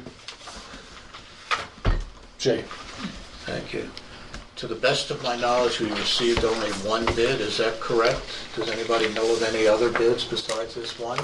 Ms. Brenda, have you received anything besides this one? No. Okay, for the record, I'm going to open it right now, the one that we did receive. The one we received is from Now, Sales and Service in Colorado Springs. in the past, on Yep. bids, maybe we don't need to, we've had the attorney open it. I'm fine with that, I didn't know the procedure. Is that what we've been doing? That's what we've been doing. Do we need to? I'm fine with that. I don't think there's anything that's etched in stone that says the attorney has to do, except they get my little nifty knife out and slice this open. Borrow mine if you need. Yeah, I don't get to use this very often, so. Sticker with It it. is, isn't it? Do you want to call Brenda, do you want to call Donna and tell her that the vouchers are approved, Yes. please? And I'll figure out how to close it in a while. All right, I have documents. I just opened the envelope. This is Eaton Sales and Service LLC. It's dated April 28, 2017, addressed to the Board of County Commissioners. Attention, airport fuel system regarding removing and replacing existing suction pump for 100 LL avgas. Eaton Sales and Service is pleased to submit the following proposal for your consideration. This is a very lengthy document. I'm just going to read the scope of work. Eaton electrician will lock out, tag out all electrical connections associated with existing dispenser. Eaton technician will properly disconnect all piping fittings associated with existing dispenser. Eaton will remove existing dispenser and properly dispose of in accordance with state and local regulations. Eaton will supply and install one Wayne Reliance Fleet G6201 single product suction pump fuel dispenser. Eaton will properly connect all piping associated with the new Wayne Reliance suction pump fuel dispenser and existing hose reel dispensing system. Eaton electrician will properly connect all wiring connections to include wiring for existing fuel management pedestal and verify proper operation. Eaton will supply and install all required decals for new dispenser. Eaton technician will verify proper operation of new Wayne Reliance suction pump dispenser and calibrate such dispenser. Eaton technicians will clear the work site of excess packaging parts, trash, and remove from premises. Quote, $8,850. Thank you, Brian Pally, P-A-L-L-E, Eaton Sales and Service, 610 East Brookside Street, Colorado Springs, 80905. Read that quote number again. $8,850. Okay. And there's a lot of other attached documentation, including photos of what the system looks like, but that's the bid itself, and I'm not going to read all the rest of it. Okay, if I may throw something out, that is nearly $1,000 under the preliminary bid that we got from them last year. Dallas, when you were listening to the specifications they gave, did you hear anything that was omitted that needs to be done, that they're No. not being on? No, they followed the bid request right to the letter. Do you see any reason why the commissioners should not approve this? No. One thing they did do, they upgraded the model of the fuel pump by one step.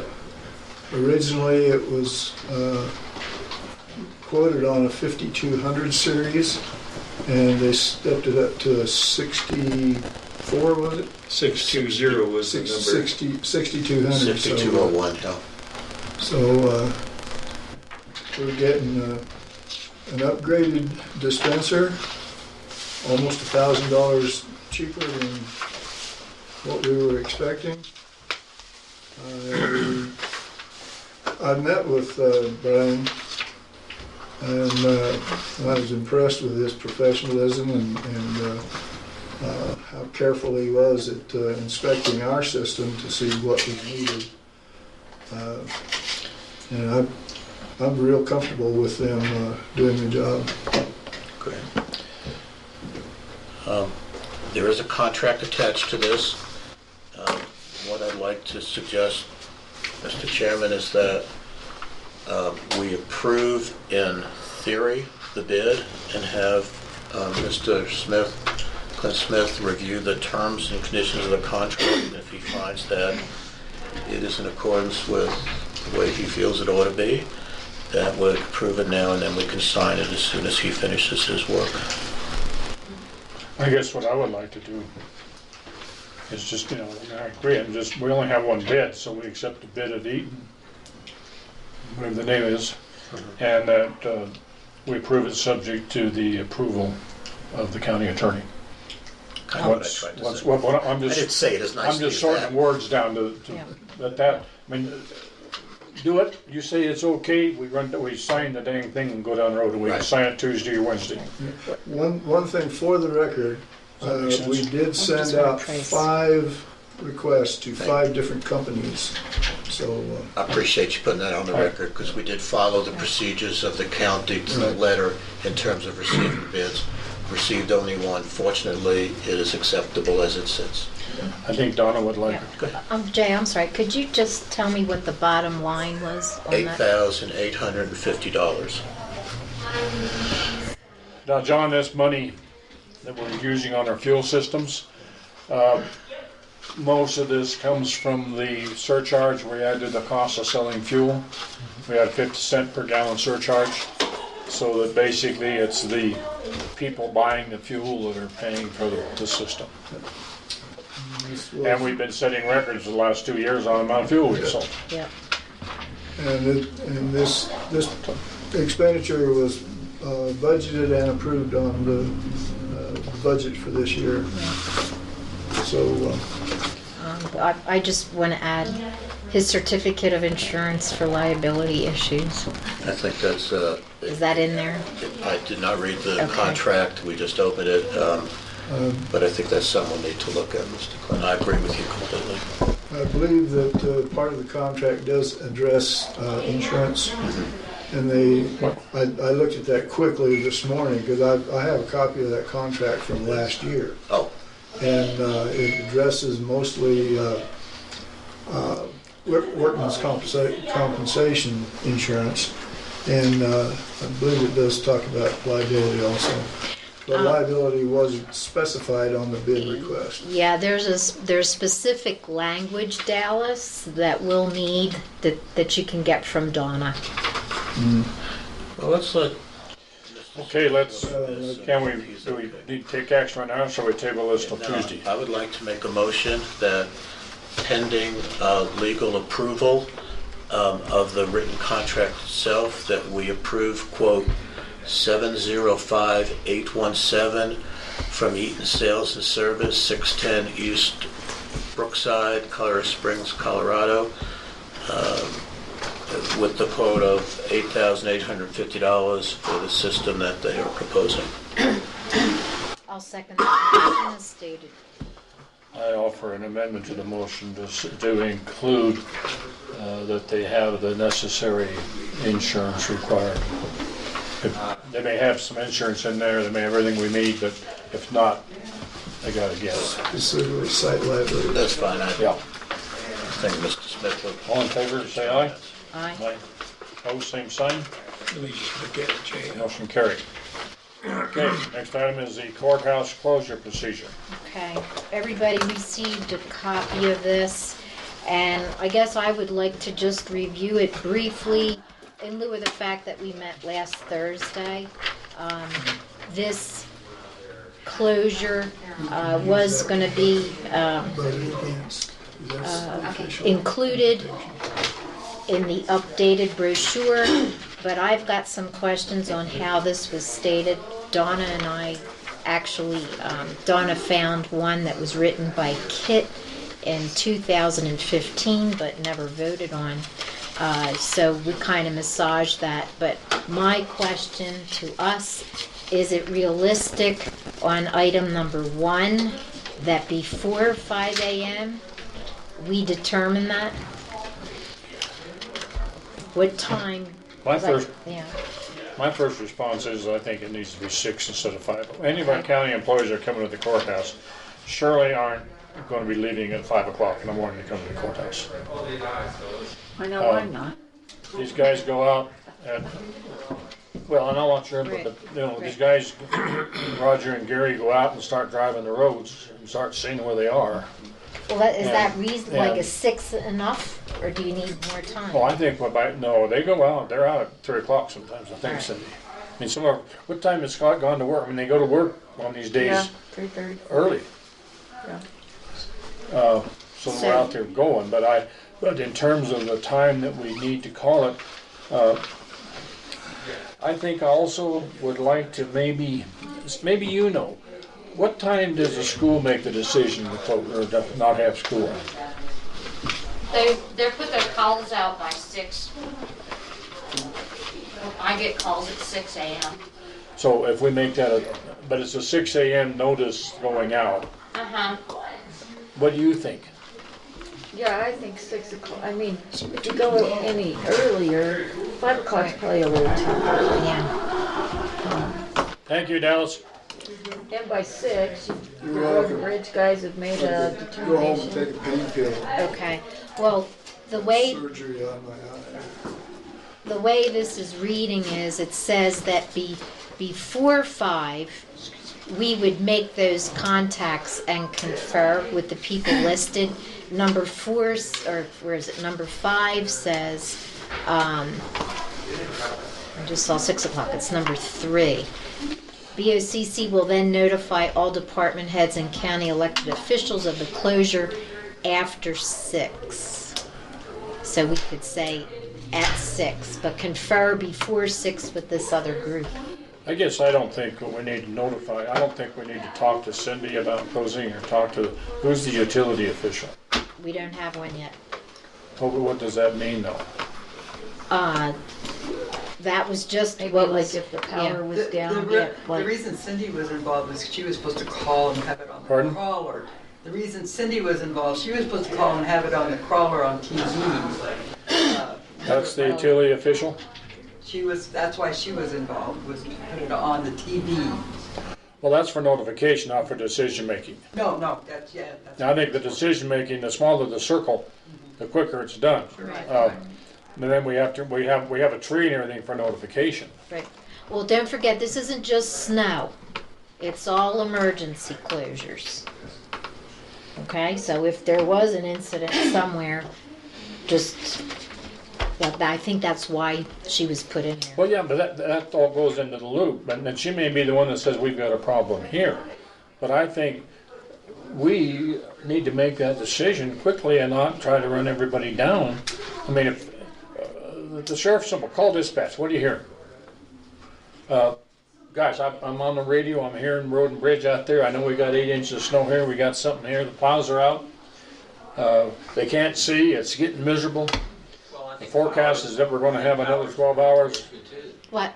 I think your power outage is a critical issue. 'Cause It is. basically, the building can't function, Right. Well, and dispatch would actually know all that stuff. right, but I mean, it's just, what we have here, before 5 a.m., we're gonna get a hold of the road supervisor, the county sheriff's office, incident commander, all these folks before 5 a.m. Seems a little complicated. 6 is better. I think, by 6 o'clock, we as a commissioners will make a decision. I think we've agreed to that. So who And do you if- want to notify then? Just the road R&B and the sheriff's office? Just two?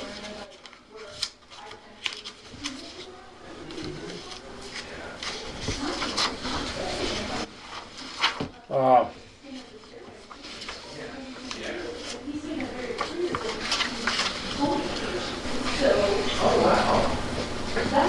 Somebody's got to tell us if the But that's covered in electricity's down. number 2, isn't it? If a determination is made, then we go through the OEM stuff. Yeah, but I guess it would be what you want to call the utility official, because, and we're getting ahead of ourselves with what's going to happen with this building. But if you have a power outage, then the people can't function, right? Unless we're on a generator, Well, which is down the road. you call the utility official and they say, yeah, we know you're out of power, we don't know when you're coming back on. And 30 minutes later, the lights come on. If we're out of power at 6 o'clock in the morning, I have no problem with saying we don't have any power in the courthouse. But Most of this stuff, In the past, Bob, with the power companies, when you call them, they'll usually say, "Oh yeah, it's going to be a quick fix," or "No, we're going to be down a while." I mean, don't you think, Virginia? And in They the usually past, know. if they got it wrong and it comes on, say in a half an hour, everybody comes in. We just come in anyway. Yeah, we just come in just because it's on. I just want to be, I guess where I'm coming from here is that we need to make a decision. It's closed. And before you Right. get ready to leave, that if we're not going to have it, and then, well, I need to get a hold of Susie and tell her we're not going to be open today.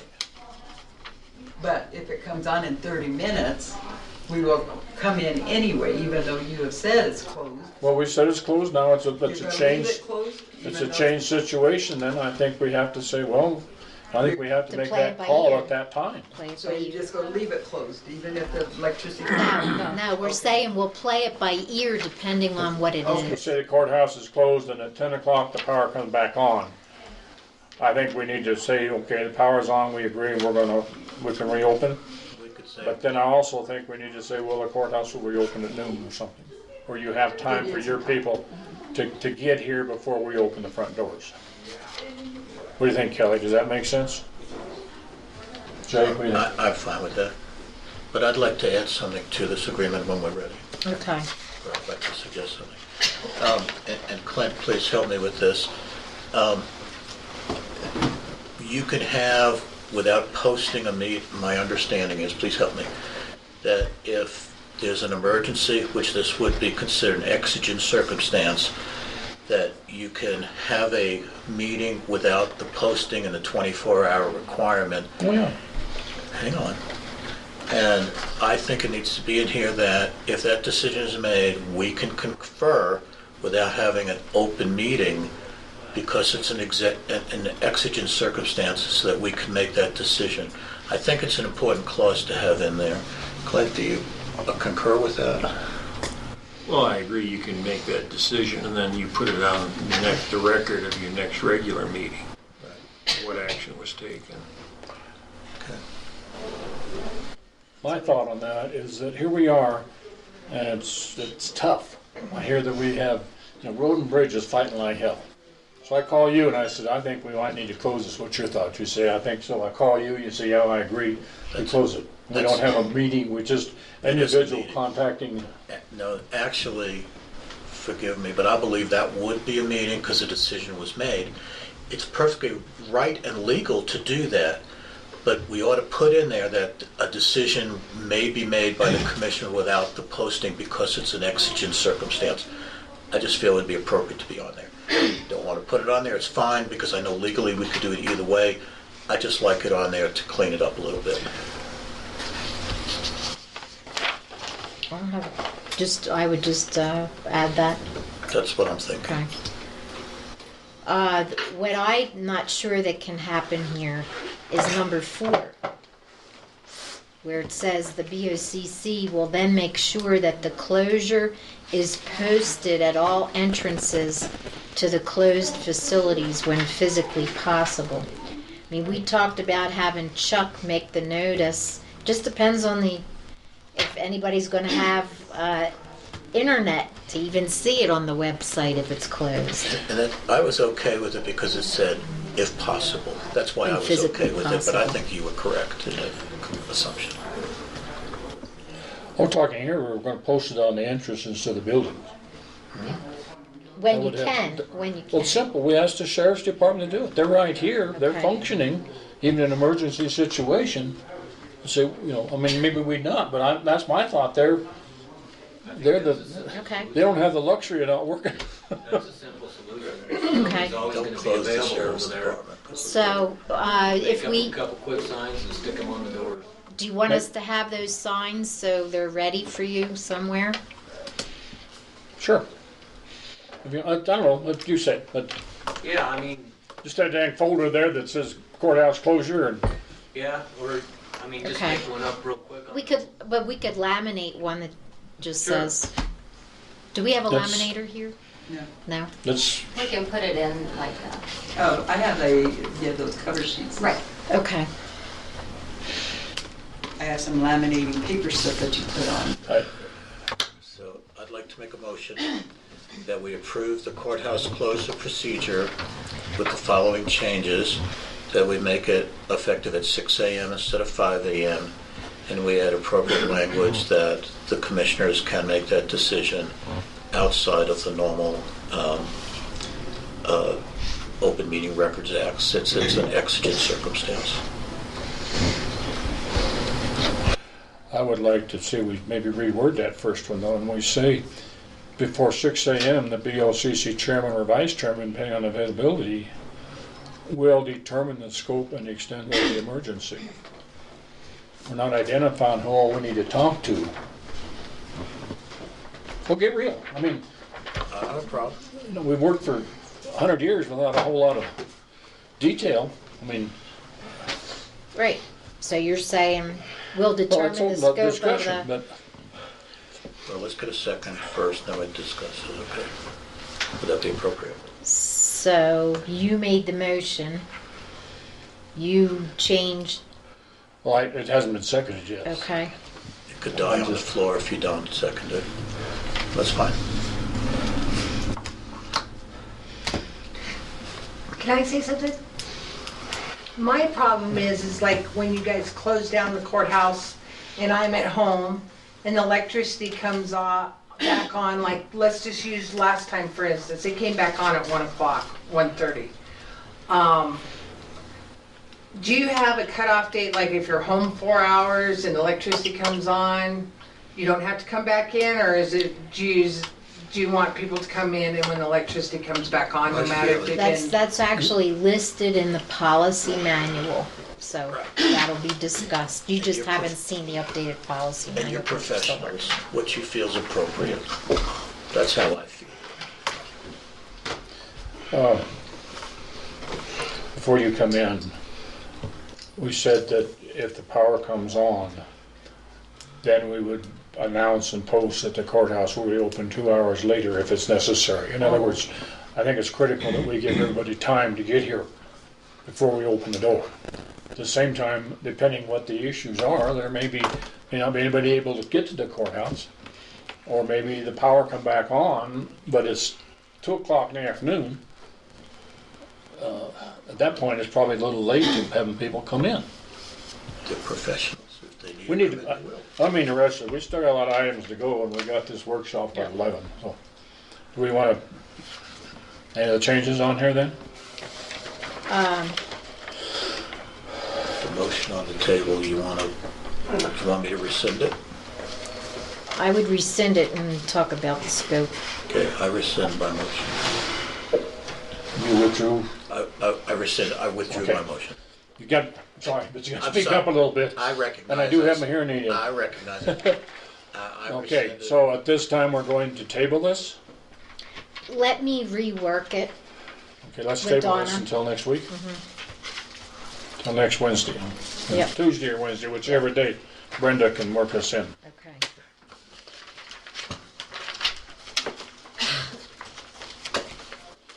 The reason we're doing this is so we can avoid any future closures of the courthouse.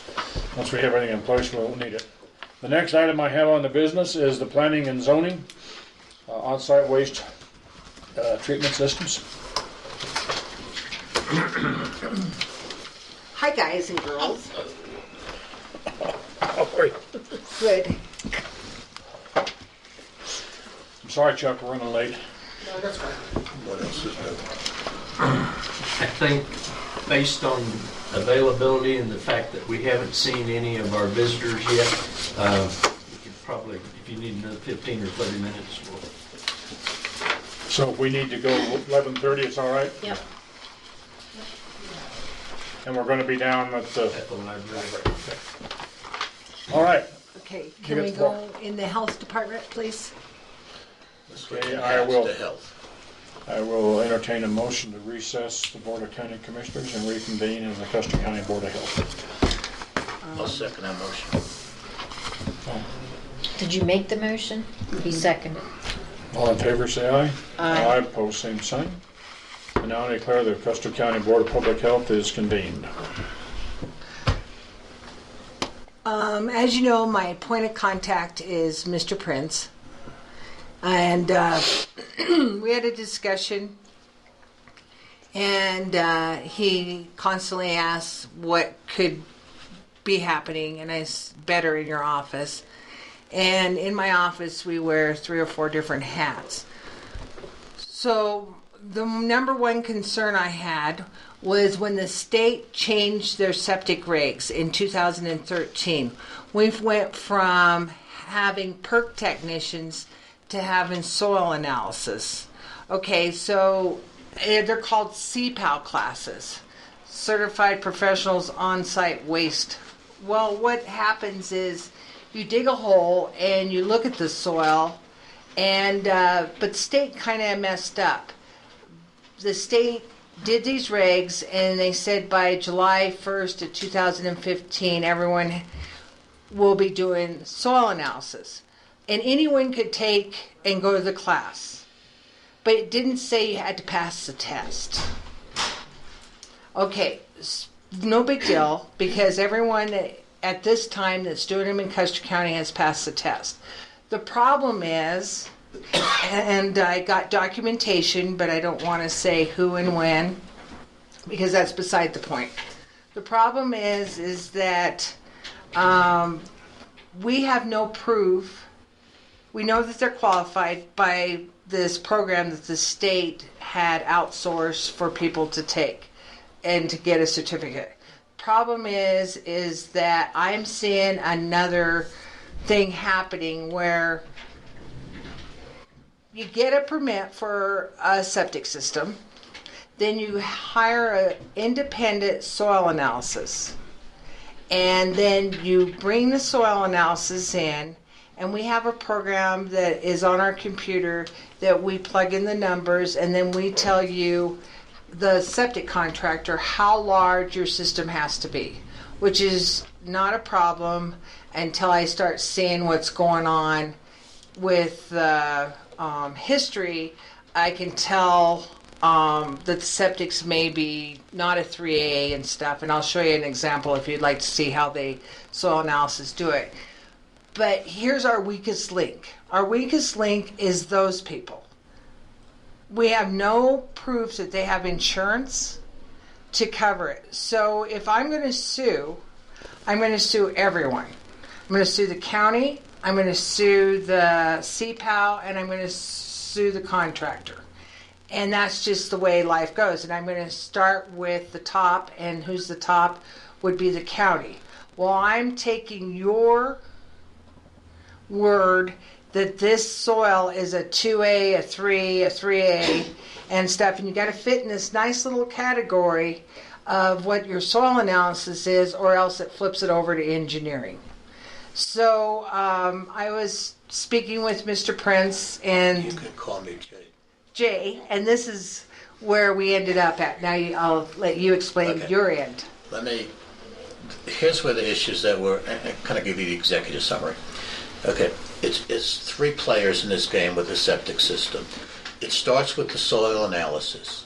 The soil analysis talks about how, once the effluence goes through the system, how it's going to leach into the ground. This is very important because that determines how the septic system itself is going to be designed. So the homeowner decides they're building a house or they need a septic system. They hire for soil analysis. If that soil analyst fails to do their job properly and does not have insurance, there's a weak link here. They're going to come back to the county, most likely. Once that soil analysis is done, Jackie has on her system a program. She plugs in the numbers. The numbers then determine, and please help me if I say something wrong, the numbers then determine for the contractor what size and specifications for the septic system that goes in. I don't have a problem there because the the contractors are insured. Remember, we don't have insurance for the guy who's doing the soil. The third part that we discussed that really kind of concerned me is Jackie is not an engineer. And if she makes a clerical error, or just flat screws up, and it happens, and the septic system fails, the lawsuit's going to come right back to the county. You approve this.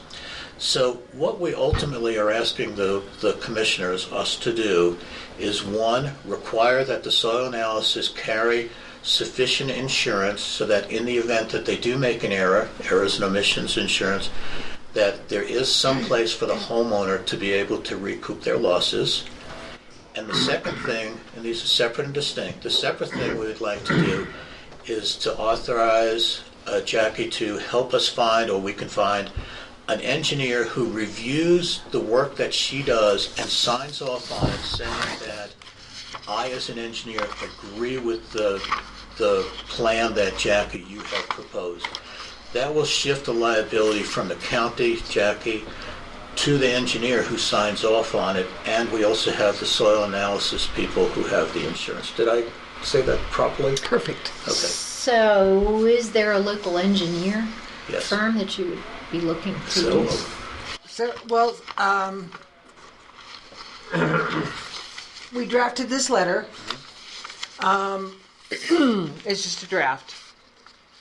In the middle is how the program is figured. And the end is the engineers that would get the letter. These are the frequent engineers in the last 5 years that have dealt with Custer County. Now, keep in mind that any time a septic system is engineered, a lot of the engineers say, well, I trust you, Jackie, to be able to read, because it's just reading and stuff. But they always sign off. It's the non-engineered septic systems that we're concerned about. And so I just did this. So I guess what I'm looking at is if this is going to be, if we consider this an ongoing process for us, yeah. that you would want to do an RFP annually. And I don't have a problem with that. Okay. An RFP for the engineer is perfectly appropriate. Just flat, you must have insurance for it. Just to give you a little more background on this, I certainly have no experience in septics. So I went to outside people. I spoke to Andy Kagan, who has been involved in how many, maybe? Millions. 500. Okay, and I spoke with Rich Loudenberry, who was the building inspector for Silver Cliff for many, many, many years. When I described what we were considering, because Jackie really took the lead on this, and I compliment you significantly on protecting the county and protecting the homeowner. Shut up, don't say anything. I didn't mean shut up. I wanted to compliment He already knows me, doesn't he? I wanted to compliment you. Okay. So I went and I asked the other professionals, what do you think? And both of them said, this has been so long overdue. This is exactly the right thing. She's not an engineer. She fills in numbers from the soil analysis and how many rooms it is and how many people are going to live there, basically, and comes up with it. And anybody can make a mistake, but we shift that liability if we have an engineer sign off on it. And the soil analysis are not engineers. So we got that problem going on. So they're giving me 3A. And if I was doing it, and I'm just being, not saying that it's happened, but if I was doing it, you have to end up in this area with your soil analysis because you only fit in this little box right here. And anything outside that box is engineered. Water, bedrock, stuff like that. So if I was doing it, you would always end up in here. I think where I want to go with this, Jay, we get back up to the start. I find it hard to believe that we don't have some type of a testing program or a short course in soil evaluation, and I think we need to check with maybe the Society of Ag Engineering or the Soil Society to see. I'm sure someplace along the way there's some short course material, I'm sure, available that we can put people through that's designed to. They did that through the state. The state does it, and they get a certificate, and it's called CPAL. The state does what? The state does the soil engineering. Taught them how to do it. Taught They them went through courses. this class you're But talking no, about. I don't even want to go to the dams. The state doesn't know what they're doing. If they would, they said you got to pass the test. When the weakest link we got, to me, is sitting and evaluating soil. And it's not hard to do, but it takes practice, a certain amount of practice. And just an example, FFA over here, they have a soils competition every year that they have soils teams that compete statewide and nationally because of the training they're getting in high school, and it's a very sound basis of training. And I would like to see if we have something, as I think we know the Red County, I think we do, to say, okay, if you're going to be doing soil analysis, you have to have this particular endorsement. I tend to disagree because the state has come out with their own regs, and it's called Regulation 43, and yes, we can, but there's a whole section in there just for soil analysis and how they license them.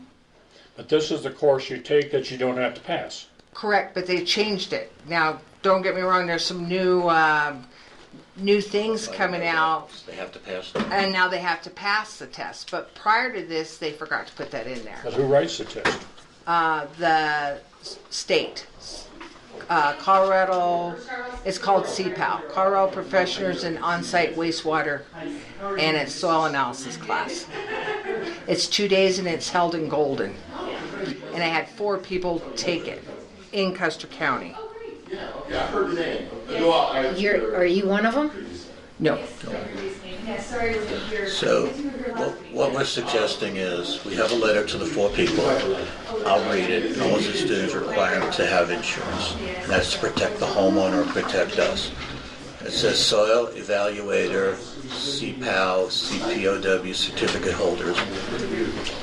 Beginning June 1st, 2017, the Custer County Board of Health has required any person or entity that performs soil analysis for septic system evaluation in Custer County to provide to Custer County Planning and Zoning a current declaration of proof of insurance for such analysis with a minimum insured value of $1 million. Any soil analysis submitted after June 1st without acceptable proper documentation on file with the county zoning and planning will not be accepted. And this is just a protection for the homeowner, and it protects us too. So what we want to do is we want to institute from where, my understanding is 1 person does have it, of the 4. Is that correct? Has insurance? Possibly 2. But I Possibly know 2, okay. positively of 1. Okay, but we know that there are at least a couple that don't, and this is just a smart thing in my mind that should not take a tremendous amount of discussion that we ought to do. But I'm open for anything. I would also include the specifications that are needed for our county regarding that insurance. So anybody could say, okay, I have it, but if you're going to go through this I should trouble, say, name- have the yeah. specification and get that from Donna. This is who needs to be named. This is the level of liability per incident. Okay, Right, and then having Jay, Custer County annually also. they have to give you an annual certificate of insurance. So they just take this test once and it's good for how long? Ever? Until I start seeing it, I document how many I see that are iffy to me, and then I call the state. Say that again, if what? If they don't look good to me, then I can call the state and say I'm having problems with this one and this one and this one, and have it documented. And they'll And how pull. do you look, they don't look good to you in what manner? too much rock. And they've. Do you see the soil sample? No, but I can go up there and I can see the soil that This involves you physically going to the site and looking at the the site. septic, I can look at the septic site. So and- do you have an inspection prior? And they dig the hole and then you have an inspection and you come back and look at it again? No. So why would you go up there in the first place if we don't have inspection? I have, when I go up there to inspect the system already in. And that will already be filled up? No. It's just laid out. The trenches are dug, the infiltrators are in. Okay, and the tank is, no, we're just worried about the leach field percolation. Correct, because the tank has its own regs. So, where, this is the insurance thing, but I guess I'm still concerned with your discussion of The engineer. the engineer. Okay, so that's a whole different one. It's a separate issue. We were gonna send out to the registered engineers a letter requesting bids based on our policy on a per analysis basis, just to review what Jackie does and then for them to sign off. So it's actually, it's a two-step process because they're separate and distinct, and they truly are. So I'm just curious for discussion with the Wetmore Community Center, when you found paperwork and an engineer actually signed off on a document and we could not find that information, what are we going to do to alleviate any of those questions? in Okay, the so I future? emailed Mr. Prince Jay. and Jay, and I said, Jay, I read all the engineering and there was not a grease trap, and the rules did not change until 2013 that you had to install a grease trap. I believe that someone got their words confused with lift station and grinder pump and grease trap. And In 2002? yep, because it was not required. The plan specifically said grease trap. I mean, you've seen that. It just was never done. That's all I can tell you. The plans, though, you're not looking, are you looking at the engineered plans, or are you I looking looked at the one at? that you gave me with like the hand-drawn location. Okay, that is was. from the office, that, who was in the office prior, and I. 2002. And I believe that was a misprint of words because it was already covered up. And a grease trap is not an abandoned septic tank, and that's what it was. It was originally, I looked through the whole file, and originally the septic was only a vault only, and that was what they were calling a grease trap. Okay. And then when they took bids and put it in, I believe that they had to get a lift station to get out of that kitchen basement up to that. Our visitors are here. We'll be ready at the library anytime after 11:30. Okay, So I believe that was, and So I that'll did, so I alleviate. actually did alleviated it.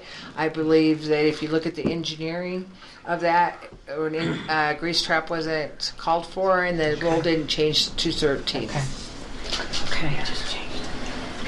my thoughts are we're doing two things here, and I agree with Jay in terms of the insurance. On the other side, though, and I think we need to visit this at a later date, I'm very concerned at the level of expertise of these people making a soil call, because that's where the problem's going to be.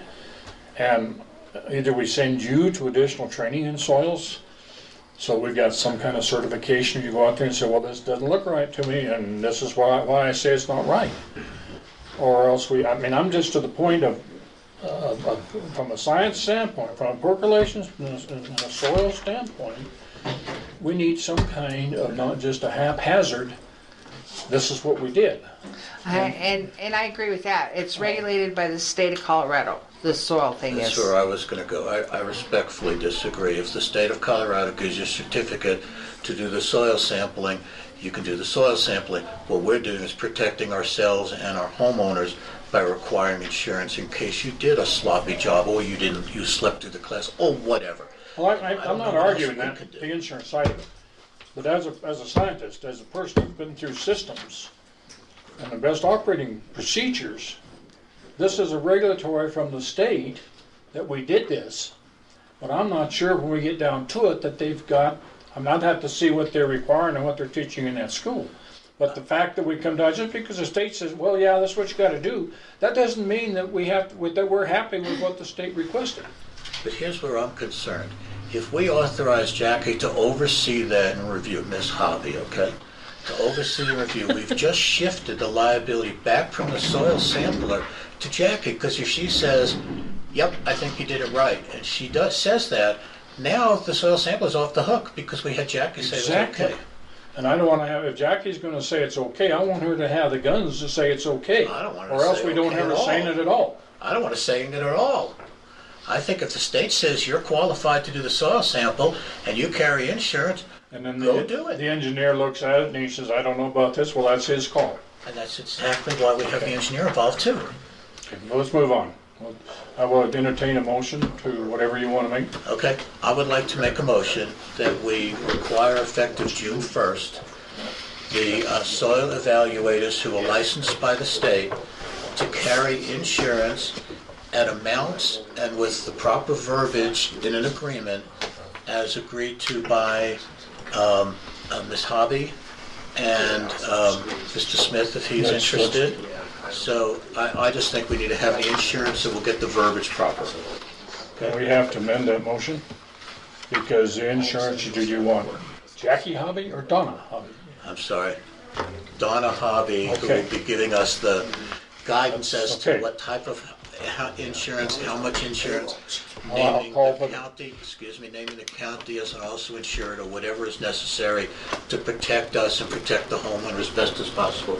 You can call your question. Need a We second? have a second. I'll second that motion as stated. Any discussion? All in favor, say aye. Aye. Oh, wait a minute. Question. There's one. What does this do to the permitting time frame and the cost of a permit? I'll answer it. I don't see how it would impact it. Once we require that you have the insurance, and if it does, so what? We got to protect the county. In most cases, when you're working on a septic tank, that's one of the first things you do, is getting the permits in place and so forth. So I would say that maybe you can answer, Jack, I don't see any major delays because we're requiring them to have insurance.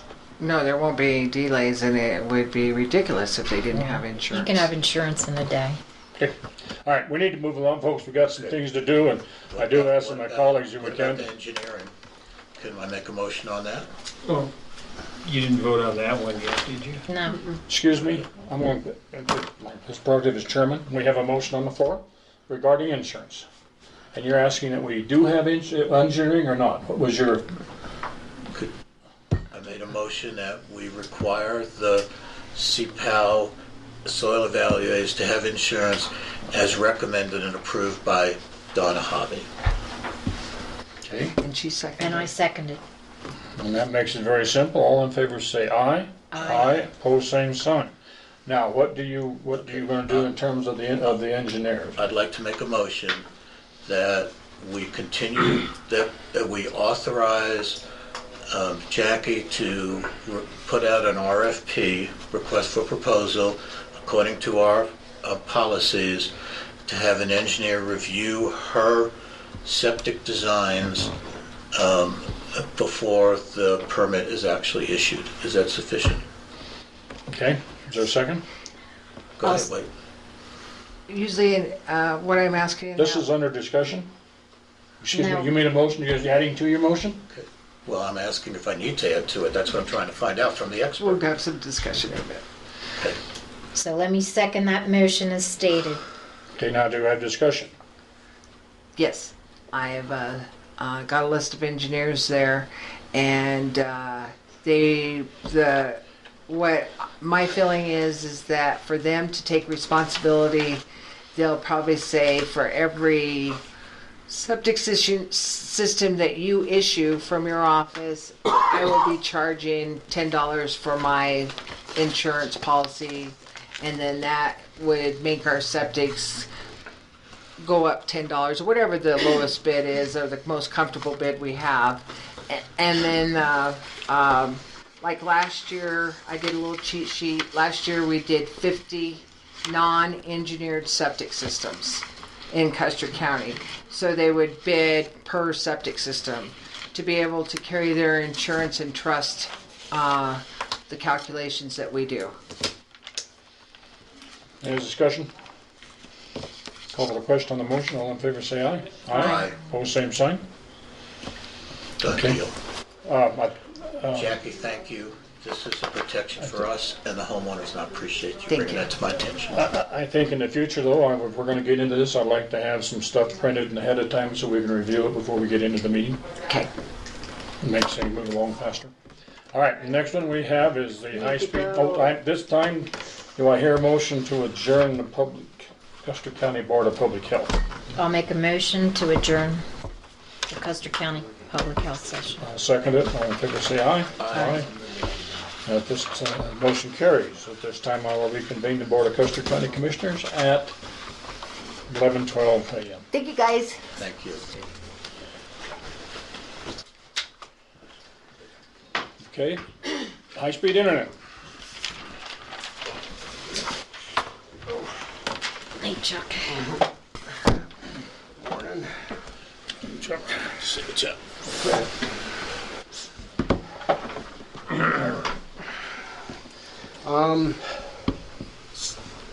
Contacted the three companies that provide internet, and you should have in your packets the bids that came in. CenturyLink told me yesterday that they were going to try to do a better bid.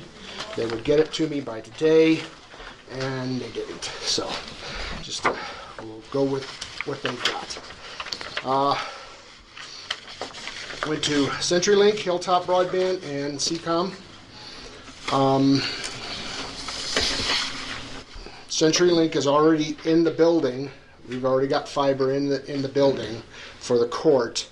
It would just be a matter of them changing some stuff down in the basement, and then tapping it into ours. I have a question with what you're saying. Just in reviewing these, Chuck,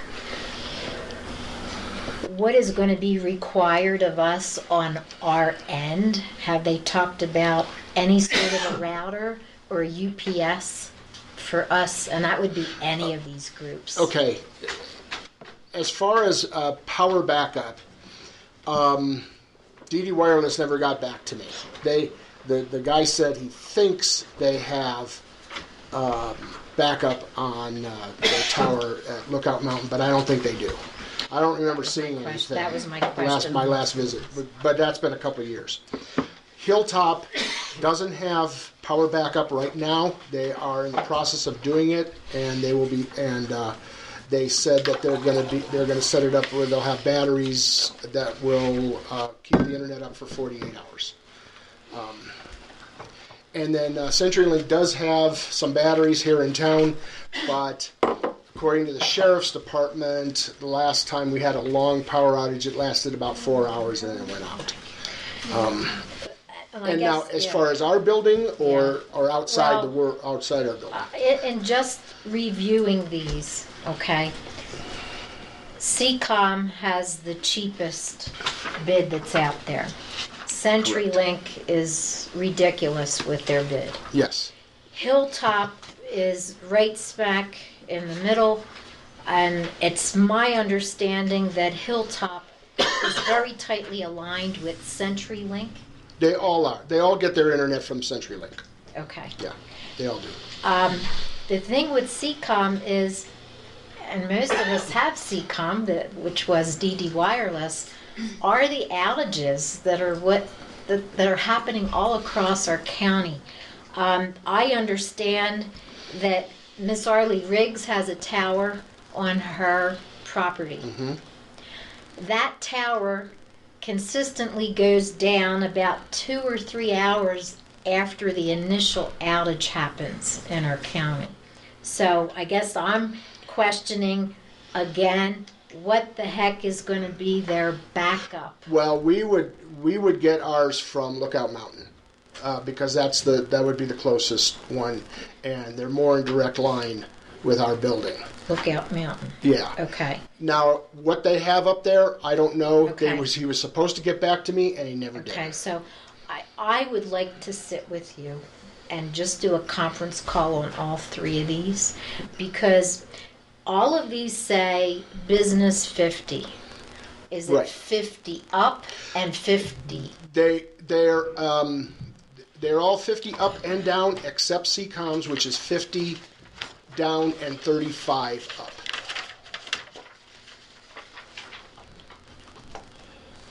So it's a little bit slower It's a little bit slower. upload, but Okay. I mean, that's not a, And the others are 50/50, you said?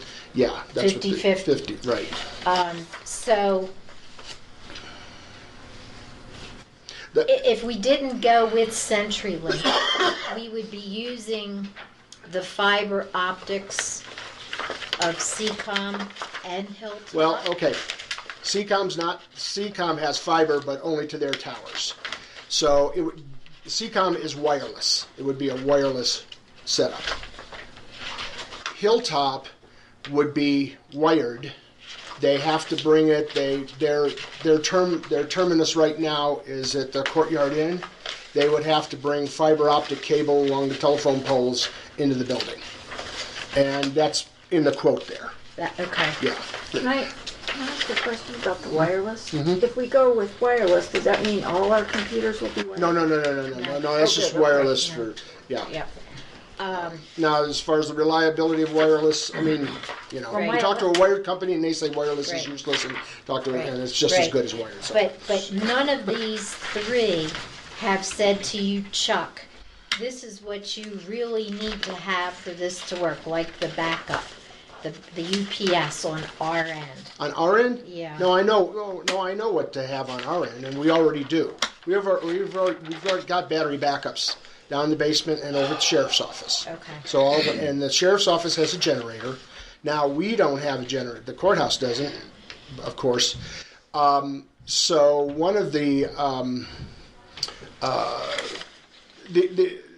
most important thing during a power outage would be the 911 system, and we could keep the CenturyLink DSL as a backup for 911, which is over at the sheriff's office. The one other thing that I had talked about, but we never got I never got a quote back from Hilltop, was instead of bringing the fiber optic cable to the courthouse, is to bring it over to the sheriff's office and then have the sheriff's office feed the courthouse, kind of reverse, because the sheriff's office has a generator. So their internet, if the power outage went out, their internet wouldn't go down. So Although Hilltop, I think right now their internet will go out anyway. Okay. Until they get their battery backup stuff done. So I just want to clarify what I want to find out from all three, and I want to thank you for going ahead with this, is the real story behind this is when the power goes out, how much time do we have? And is it going to be necessary for us to have a generator here? Our battery backups only last about an hour. That's what I wanted to say. So really, realistically, when we've been talking about emergency situations and snow, it's how we can function. Number one is, how long are these towers going to help us? Okay? Mm-hmm. Okay? That's the internet. And number two that's is... for wireless, yes. For wireless. If And we go number wireless. two is, if we get everybody here, how are they going to function if they don't have electricity to whatever it is they need? Right now, if they don't have electricity, they don't function anyway because their computers don't have power. Right. The internet would stay up for about an hour, at least in the past with our battery backup, and we can get bigger battery backups. That'll last a little bit longer. But like I said, if they don't have power here, they can't use it anyway. Right. The issue would be is if the internet comes here and has to go over the sheriff's department to feed them, that'll only last an hour right now until then the sheriff loses their internet. Now, if we have a backup, CenturyLink DSL for just the 911, then that'll stay up until I guess CenturyLink's batteries die. Okay. Ask a question, please. Going down fundamentally, is there a compelling reason to spend this extra money for more internet? For example, is this needed for our 911 system, or are we doing this so you can shop easier on eBay? That's that seems to be the case, unfortunately. Now, there's two reasons for high speed. Well, one would be the video uploads and stuff like that if we do video here.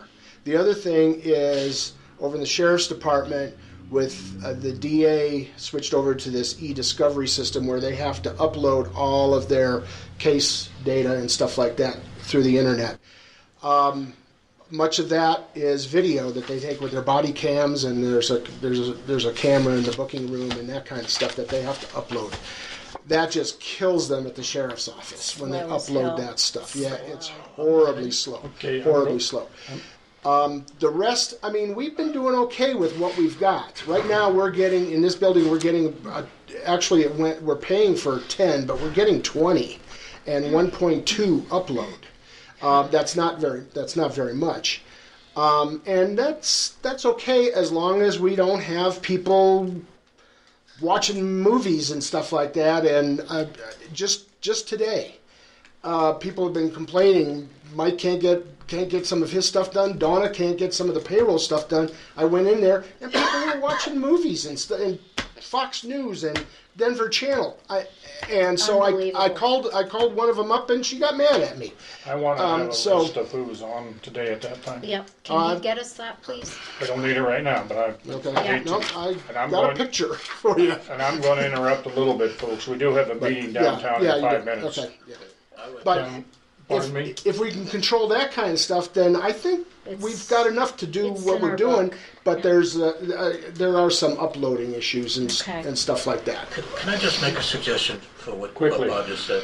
The suggestion for me would be let's adjourn the meeting for the moment, go to our meeting. This is too important to just rush through, and let's reconvene after that meeting. Would that be acceptable to you, Mr. Chair? I guess my thought is that we could, but it'd be 3 o'clock or after before we're done. I don't care. It doesn't matter to me. I'm going to ask that for me to get the answers that I want, that I prefer to sit with you, Chuck, maybe on Monday, so that for Tuesday we can come back with some reasonable answers. We'll just add this to the agenda on Tuesday. That's fine. Go back under his old business, but I'm just not, and especially with what you're saying, that CenturyLink, they give you a bid for what they do, and now all of a sudden they want to rebid. Well, that's because I did mention to them that they were 2 to 3 times higher than everybody else, and so then they said, well, maybe we can do some government program or something, whatever. And and like I said, they were going to try to get it to me. All right. Well, that gives them today. Let's see if they get it to you. Okay. But let me spend time with him. At this time, then, I'm going to make the chairman decision, I guess, and we will add this to the agenda for Tuesday. Okay. What day do we have more time next week, Brenda? Probably Tuesday. Okay, and other items I'm going to move to the agenda, and I've got two other quick things that we need to look at. The Vertimont Tower will move, and that's something's different. That's only relating to maintaining the road to get to the tower. We need to identify a workshop before we adjourn today. Weed control will move to Tuesday. The public service thing that you were looking at will move to Tuesday. And I also want to add on Tuesday that we make some decision on the courthouse project. So if we want to move ahead, we can at least get the ball rolling, because we're just slipping. And I'm talking about, who do we accept from what the bids were, or do we have to? We're waiting for information from Lisa. Lisa, yeah, the gal that was sitting at the head of the table. She's the court administrator. The court administrator was to give us some data. What? Court cases over a period of time. I know, but this thing here, we need to start to select a project and start to move ahead. I mean, if we're going to get the data, fine, but we got to get it done. We're going to be the middle of May at the earliest before we even start to plan on it. That's putting a bug in her bonnet. So Brenda can. I have had that on the agenda for Tuesday. The Verdamont Tower one, do you want to put under road and bridge if it's road maintenance? On, The Verdamont Tower under road and bridge on Wednesday, since it's road maintenance. that would be all right, yeah. Okay. Yeah. And then what was the third thing? I have high-speed internet, Weed control. and something else. Public service, Public service. Public service? to clean up the highway, the Right. road to Louise. Okay. But I would also like in the afternoon, could we post a workshop if you're available on the extension office? That is mandatory. And when do you? Let's do that on the In the afternoon, Tuesday afternoon.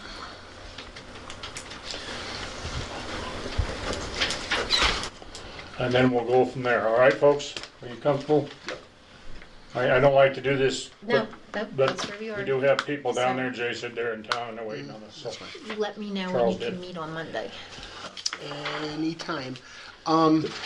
This meeting, you told me about it, but you said it was going to be 1 o'clock here or something? Now but- it's changed. Oh, It's okay. over at the library starting in about 5 minutes. Uh-huh. Do you want me there? Yeah, I think you should be there. If you have time, it'd be wonderful. Yeah. I apologize, folks, for having to move through here, but we, It is what it is. well, yeah. We've never had a 2-hour commissioner meeting and look, scheduling I a don't know workshop. that we ever can. No, There's and I too much stunned that, they business. flew in, they're gonna fly back, I Right, appreciate right. their time constraints. Right. Okay, so At this Chuck, time, I will. I need to check on some stuff. I will well, if adjourn you're the going meeting. over That's- there, I can catch up with you. Okay. Thank all of you for your attendance and participation.